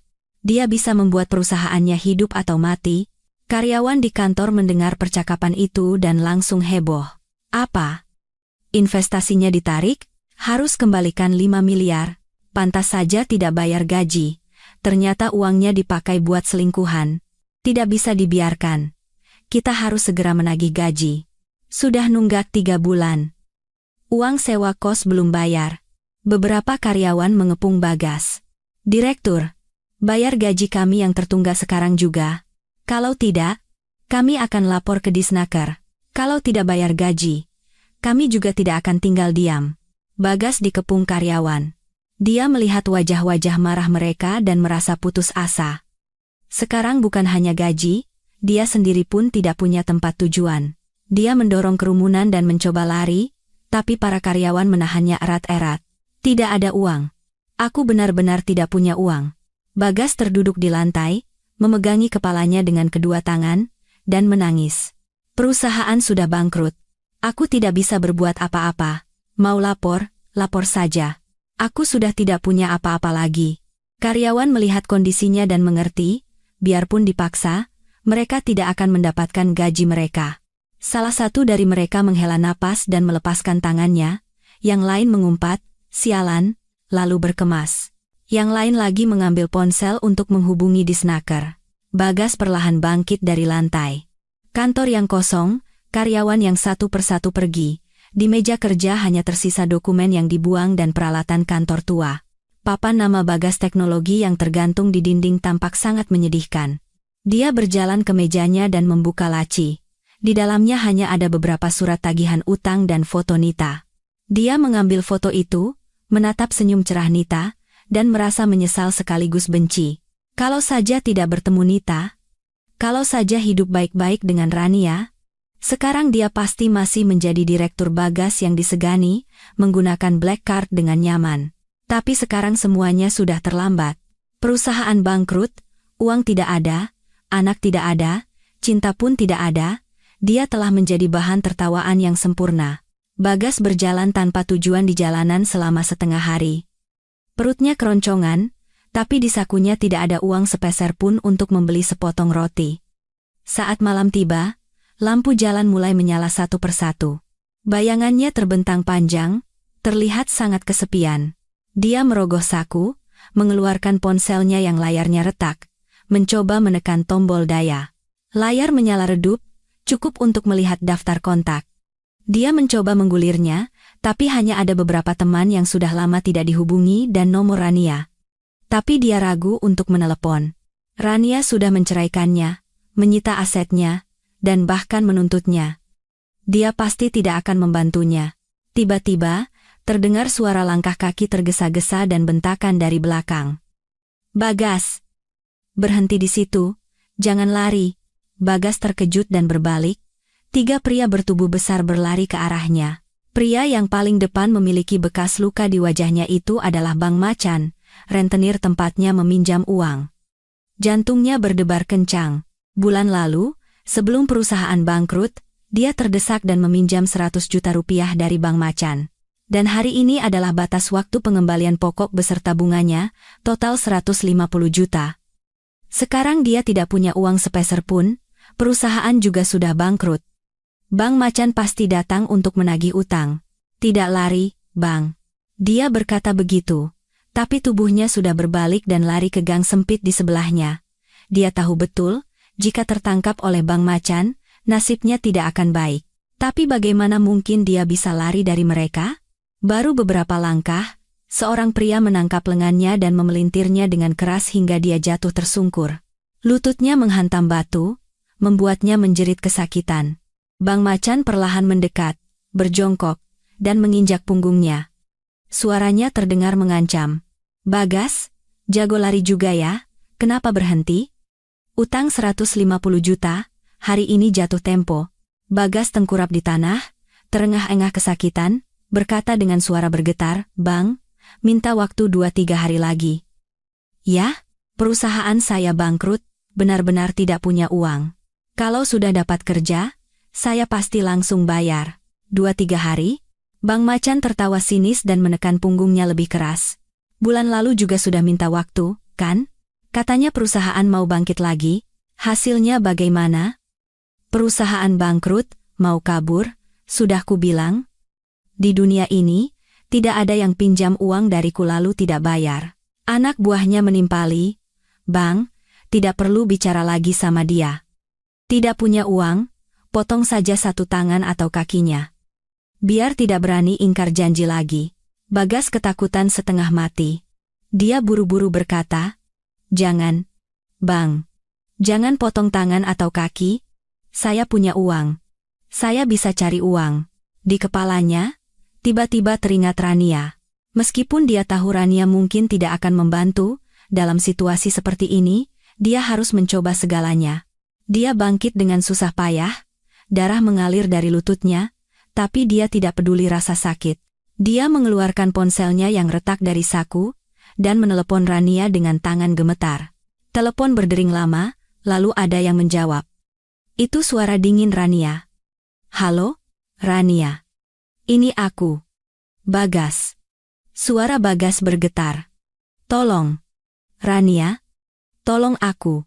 Aku pinjam uang dari rentenir, Bang Macan, 150 juta. Dia mau potong tangan dan kakiku. Bisa pinjamkan uang 150 juta? Aku janji akan mengembalikannya. Aku rela jadi budakmu seumur hidup. Bang Macan berdiri melipat tangan, tertawa sinis, menatapnya seolah ingin tahu apakah Rania akan membantunya. Di ujung sana, hening sejenak, lalu terdengar jawaban dingin Rania. Bagas, kamu pinjam uang dari rentenir. Apa hubungannya denganku? Kamu yang pinjam sendiri, dan kamu pakai uangnya dengan Nita sampai habis. Sekarang tidak bisa bayar, baru datang memohon padaku. Kamu pikir aku akan membantumu? Rania. Aku salah. Aku benar-benar salah. Kata Bagas sambil menangis. Mulai sekarang aku tidak akan bertemu Nita lagi. Tidak akan serakah lagi. Aku hanya ingin hidup. Tolong kasihanilah aku. Bantu aku kali ini saja. Kasihan? Suara Rania diwarnai tawa sinis. Saat kamu memakai uangku untuk membeli cincin berlian dan apartemen untuk Nita, apa kamu pernah mengasihaniku? Saat kamu bekerja sama dengan Nita untuk memaksaku bercerai dan mengusirku dari rumah tanpa apa-apa, apa kamu pernah mengasihaniku? Bagas, kondisimu hari ini adalah karena perbuatanmu sendiri? Tidak ada hubungannya denganku. Utangmu? Bayar sendiri? Jangan hubungi aku lagi. Selesai bicara, Rania menutup telepon. Hanya terdengar nada sambung putus. Bagas memegang ponselnya, berdiri membeku. Air mata membasahi pipinya, hatinya dipenuhi keputusasaan. Dia tahu, Rania benar-benar tidak akan membantunya. Dia sudah tamat. Bang Macan melihat sikapnya dan tahu Rania tidak membantu. Wajahnya masam. Sepertinya tidak ada yang mau membantumu, ya.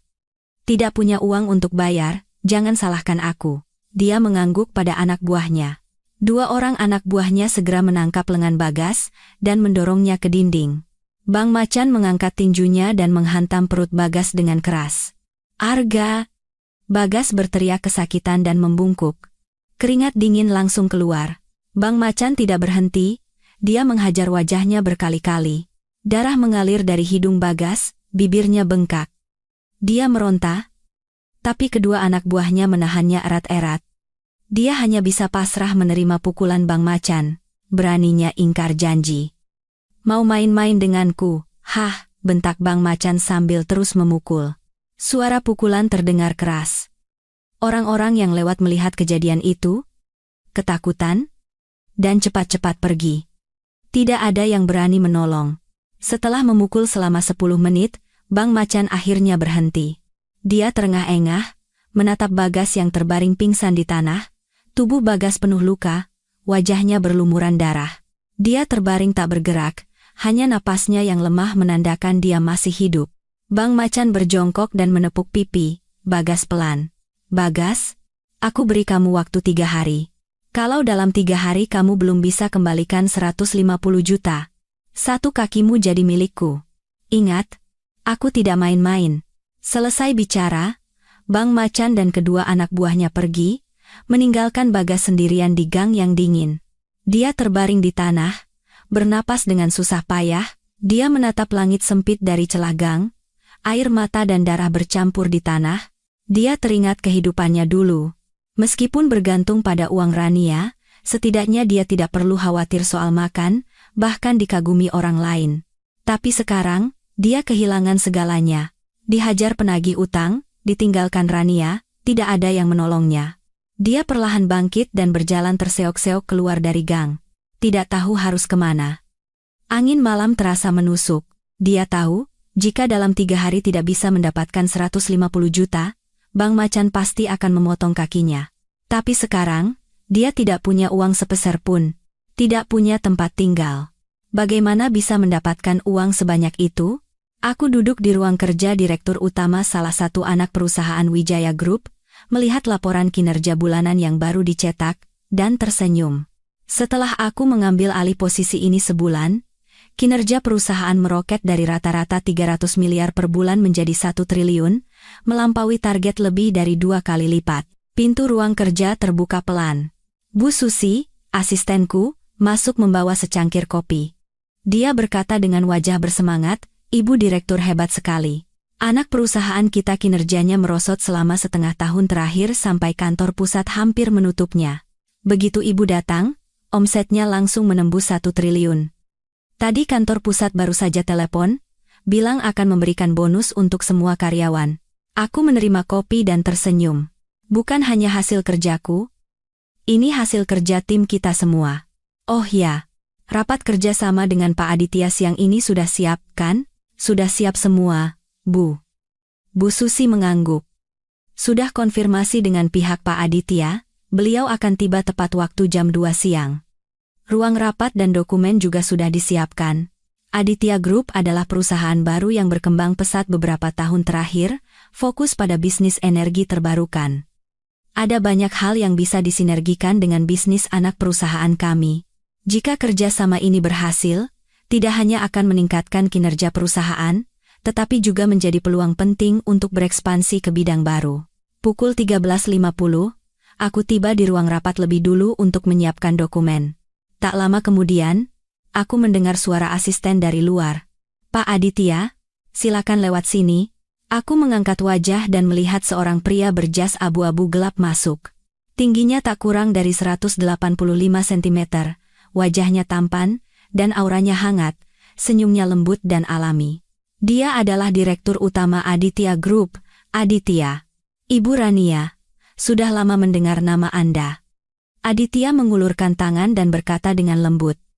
Saya dengar di Wijaya Group ada seorang eksekutif wanita yang muda dan hebat. Hari ini bertemu, memang benar seperti yang dikatakan orang. Aku menjabat tangannya. Tangannya hangat dan genggamannya pas. Pak Aditya terlalu memuji. Saya juga sudah lama mendengar nama Anda. Kesuksesan Aditya Group di bidang energi terbarukan menjadi sorotan seluruh industri. Begitu kami duduk, rapat kerjasama dimulai. Analisis pasar Aditya sangat tajam, dan proposal kerjasamanya kreatif, mempertimbangkan keuntungan kedua belah pihak dan mampu menghindari risiko secara efektif. Aku juga menjelaskan jaringan distribusi dan keunggulan sumber daya anak perusahaan kami. Kami cepat menemukan kecocokan dan menyepakati banyak detail. Saat rapat sedang berlangsung, asisten Aditya masuk dan membisikkan sesuatu di telinganya. Aditya sedikit mengerutkan kening, lalu tersenyum meminta maaf padaku. Ibu Rania, maaf. Saya ada urusan mendesak yang harus saya tangani sebentar. Mungkin sekitar 10 menit. Tidak apa-apa, Pak Aditya. Silakan. Setelah Aditya pergi, aku menyesap teh. Begitu meletakkan cangkir, aku mendengar suara yang kukenal dari depan ruang rapat. Rania, bagaimana rapatnya? Aditya itu orang baik. Loh, muda dan hebat. Sifatnya juga baik, tidak seperti anak-anak orang kaya lainnya. Itu Mas Prakoso. Dia masuk sambil tersenyum. Aku hanya bisa menggelengkan kepala. Mas Prakoso, kenapa bisa ke sini? Baru datang sudah bicara yang tidak-tidak. Khawatir padamu, tentu saja. Mas Prakoso duduk di sebelahku. Papa dan Mama juga sangat mengkhawatirkanmu. Takut kamu sedih setelah cerai. Sekarang melihatmu bekerja sehebat ini, mereka pasti tenang. Oh ya, soal si Bagas itu, tidak usah dipikirkan. Pengacara bilang dia sudah menerima surat panggilan pengadilan. Bulan depan sidangnya akan dimulai. Uang kita pasti kembali. Aku mengangguk. Iya, Mas. Terima kasih banyak untuk Mas, Papa, dan Mama. Sekarang aku benar-benar baik-baik saja, pekerjaan lancar, di sampingku ada keluarga yang hangat seperti ini. Jauh lebih bahagia daripada saat bersama Bagas. Saat kami sedang mengobrol, Aditya kembali. Dia terkejut sejenak melihat Mas Prakoso, lalu tersenyum. Ini kakak saya, Direktur Utama Wijaya Group, aku memperkenalkan. Mas, ini Pak Aditya. Direktur Utama Aditya Group, Mas Prakoso berdiri dan berjabat tangan dengan Aditya. Pak Aditya, sudah lama mendengar nama Anda. Pernah bertemu di seminar ekonomi sekali, tapi tidak menyangka akan bekerja sama dengan adik saya secepat ini. Pak Prakoso terlalu memuji. Suatu kehormatan bisa bekerja sama dengan Ibu Rania, kata Aditya sambil tersenyum. Setelah itu, Rapat berjalan lancar. Kurang dari 1 jam, kami berhasil menyepakati semua detail kerjasama dan menandatangani kontrak. Setelah penandatanganan, Aditya menatapku dan berkata, "Ibu Rania, untuk merayakan keberhasilan kerjasama kita, malam ini saya izin mentraktir makan malam. Apakah Pak Prakoso dan Ibu Rania bersedia?" Mas Prakoso langsung menjawab, "Tentu saja bersedia. Rania, hari ini kamu tidak usah lembur. Pergi makan malam dengan Pak Aditya dan lanjutkan diskusi kerjasama." Aku hanya bisa menatap Mas Prakoso pasrah, lalu mengangguk pada Aditya. "Baik, kalau begitu, merepotkan Anda." Makan malam diadakan di sebuah restoran Indonesia dengan suasana yang nyaman. Makanan disajikan dengan indah dan rasanya luar biasa. Selama makan, Aditya tidak membicarakan pekerjaan, melainkan hobi kami masing-masing. Aku jadi tahu bahwa selain pekerjaan, dia juga suka membaca dan mendaki gunung, dan kami punya banyak kesamaan. Mas Prakoso terus memancing obrolan, membuat suasana menjadi santai dan menyenangkan. Selesai makan, Aditya menawarkan untuk mengantarku pulang. Saat mobil melaju di jalanan yang sepi, lampu malam di luar terlihat indah. Cahaya lampu neon menerpa sisi wajah Aditya, membuatnya terlihat semakin lembut. "Ibu Rania, sebenarnya saya pernah mendengar tentang Anda sebelumnya." Aditya tiba-tiba membuka pembicaraan. "Saya dengar Anda melewati pernikahan yang sulit, tapi saya pikir, orang hebat seperti Anda pantas mendapatkan kehidupan yang lebih baik." Aku terkejut sejenak, lalu tersenyum. "Terima kasih, Pak Aditya. Pengalaman masa lalu memang berat, tapi itu membuat saya tumbuh dewasa. Sekarang saya tahu apa yang saya inginkan dan lebih menghargai kehidupan saat ini." "Baguslah kalau begitu." Aditya menatapku dengan tulus. "Saya harap kita bisa lebih dari sekadar rekan bisnis. Bisakah kita menjadi teman? Selanjutnya, jika ada yang bisa saya bantu, katakan saja." Mobil tiba di depan apartemenku. Aku melepaskan sabuk pengaman dan berkata pada Aditya, "Terima kasih sudah mengantar, Pak Aditya. Hari ini sangat menyenangkan. Mengenai kerjasama ke depannya, mohon bimbingannya." "Tentu saja." Aditya tersenyum. "Ibu Rania juga istirahat yang cukup. Sampai jumpa besok." Turun dari mobil dan melihat mobil Aditya menghilang dalam kegelapan, aku merasa hangat di hati. Setelah bercerai, awalnya aku merasa hampa, tapi perlahan-lahan menjadi kuat, dan sekarang mulai merasa nyaman. Bukan hanya mendapatkan diriku kembali, tapi juga bertemu dengan orang yang hebat dan tulus seperti Aditya. Kehidupan baruku baru saja dimulai, dan aku tahu, kedepannya akan ada banyak hal baik menantiku. Aku berbaring di tempat tidur, membuka ponsel, dan melihat ada pesan dari pengacara. "Ibu Rania, saat ini Pak Bagas tidak bisa dihubungi. Kontrakannya juga sudah kosong. Kemungkinan dia sedang melarikan diri. Tapi jangan khawatir, meskipun dia kabur, pengadilan akan tetap menggelar sidang secara in absentia dan putusan akan tetap keluar. Asetnya akan tetap disita sesuai jadwal." Aku menjawab, "Terima kasih banyak," lalu meletakkan ponsel dan memejamkan mata. Apapun keadaan Bagas sekarang, aku tidak peduli lagi. Akhir hidupnya adalah hasil perbuatannya sendiri, tidak ada hubungannya denganku.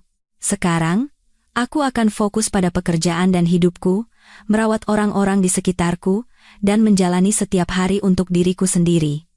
Tidak akan lagi membiarkan orang jahat menggoyahkan hidupku. Pada akhir pekan yang cerah, Aditya mengajakku berbelanja di mall yang pernah kudatangi sebelumnya. Setelah insiden Bagas, aku tidak pernah kembali ke sana. Kali ini, Aditya bilang ingin memilihkan kalung untukku sebagai perayaan awal yang sukses dari proyek kerja sama kami. Sulit untuk menolak, jadi aku setuju. Mobil berhenti di depan mall. Aditya turun dan membukakan pintu untukku dengan sopan. Aku mengenakan gaun berwarna gading dengan mantel sutra abu-abu muda, sementara Aditya mengenakan setelan kasual. Saat kami berdiri bersama, orang-orang yang lewat melirik kami. "Saya dengar mall ini milik Wijaya Group, ya?" kata Aditya sambil berjalan dengan tatapan penasaran. Aku tersenyum dan mengangguk. "Iya, Papa dan Mama yang membangunnya dulu, lalu Mas Prakoso yang mengelolanya. Dulu waktu bertengkar dengan Bagas juga di toko perhiasan di sini." "Oh, begitu." Aditya menggandeng tanganku dan berkata dengan lembut, lupakan saja masa lalu. Hari ini, nikmati saja belanjanya. Aku akan memilihkan kalung terindah di dunia untukmu. Di dalam mal penuh sesak. Kami pergi ke bagian pakaian wanita di lantai 4 dulu. Aditya memilihkan beberapa potong pakaian untukku dan menyuruhku mencobanya. Saat aku keluar dari ruang ganti, matanya berbinar. Gaun ini cantik sekali. Membuat kulitmu terlihat lebih cerah. Pramuniaga di sebelahnya menimpali, ibu, pacar ibu seleranya bagus sekali, gaun ini, koleksi terbaru tahun ini, cocok sekali dengan ibu. Wajahku sedikit memerah. Aku hendak menjelaskan bahwa kami hanya rekan bisnis, tapi Aditya berkata lebih dulu, terima kasih. Saya ambil yang ini, dan pakaian lain yang tadi saya pilih, tolong dibungkus semua. Aku hanya bisa menatapnya pasrah. Tapi Aditya mengedipkan mata padaku dan berbisik, anggap saja ini bonus kesuksesan kerja sama kita. Setelah dari bagian pakaian wanita, kami turun ke toko perhiasan di lantai 1, toko yang sama tempat Bagas mencoba membeli cincin berlian waktu itu. Begitu melihatku, para pramuniaga segera menyambut dengan antusias. Ibu Rania, sudah datang? Ini teman saya, Pak Aditya, aku memperkenalkan. Pramuniaga tersenyum. Selamat datang, Pak Aditya. Ibu Rania adalah pelanggan VVIP kami. Mau lihat apa? Kebetulan ada banyak koleksi kalung baru yang masuk, cocok sekali untuk Ibu Rania. Aditya menunjuk sebuah kalung safir di etalase. Boleh saya lihat yang itu? Pramuniaga mengambil kalung itu dengan hati-hati. Aditya dengan lembut memakaikannya di leherku, cantik sekali. Ambil yang ini saja, ya, aku bercermin. Kalung itu sederhana namun elegan. Safirnya berkilauan di bawah cahaya lampu, sangat indah. Saat aku hendak memberitahu Aditya bahwa itu terlalu mahal, tiba-tiba teleponku berdering. Itu dari Mas Prakoso. Rania, di mana? Di mal, ya? Sama Aditya? Iya Mas. Ada apa? Oh, tidak ada apa-apa. Cuma mau bilang, putusan sidang Bagas sudah keluar. Pengadilan memutuskan dia harus mengembalikan semua asetmu, termasuk apartemen itu dan barang-barang yang dibeli dengan uangmu, beserta seluruh bunganya. Tapi petugas pengadilan tidak bisa menemukan Bagas. Kemungkinan dia kabur dari penagih utang ke suatu tempat. Benar-benar jadi anjing jalanan. Suara Mas Prakoso terdengar sinis. Oh, begitu, Mas. Tidak ketemu juga tidak apa-apa. Asetnya kan sudah disita semua. Kabur juga percuma. Aku menutup telepon. Aditya menatapku dan bertanya dengan khawatir. Soal Pak Bagas? Aku mengangguk. Iya, putusannya sudah keluar, tapi orangnya menghilang. Tapi tidak apa-apa, aku sudah tidak peduli lagi. Aditya menggenggam tanganku dan berkata dengan lembut, kalau begitu, jangan dipikirkan lagi, kita lanjutkan belanja, nanti malam, aku akan ajak kamu makan di restoran Jepang yang tempo hari kamu bilang ingin coba. Aku tersenyum dan mengangguk, lalu berjalan keluar dari toko perhiasan bersama Aditya.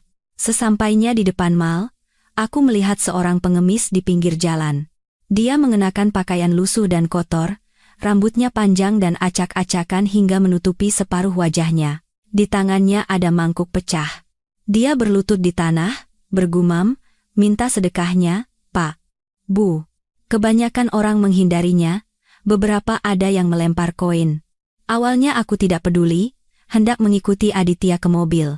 Tapi suara pengemis itu terdengar anehnya familiar. Aku berhenti dan menoleh untuk melihat lagi.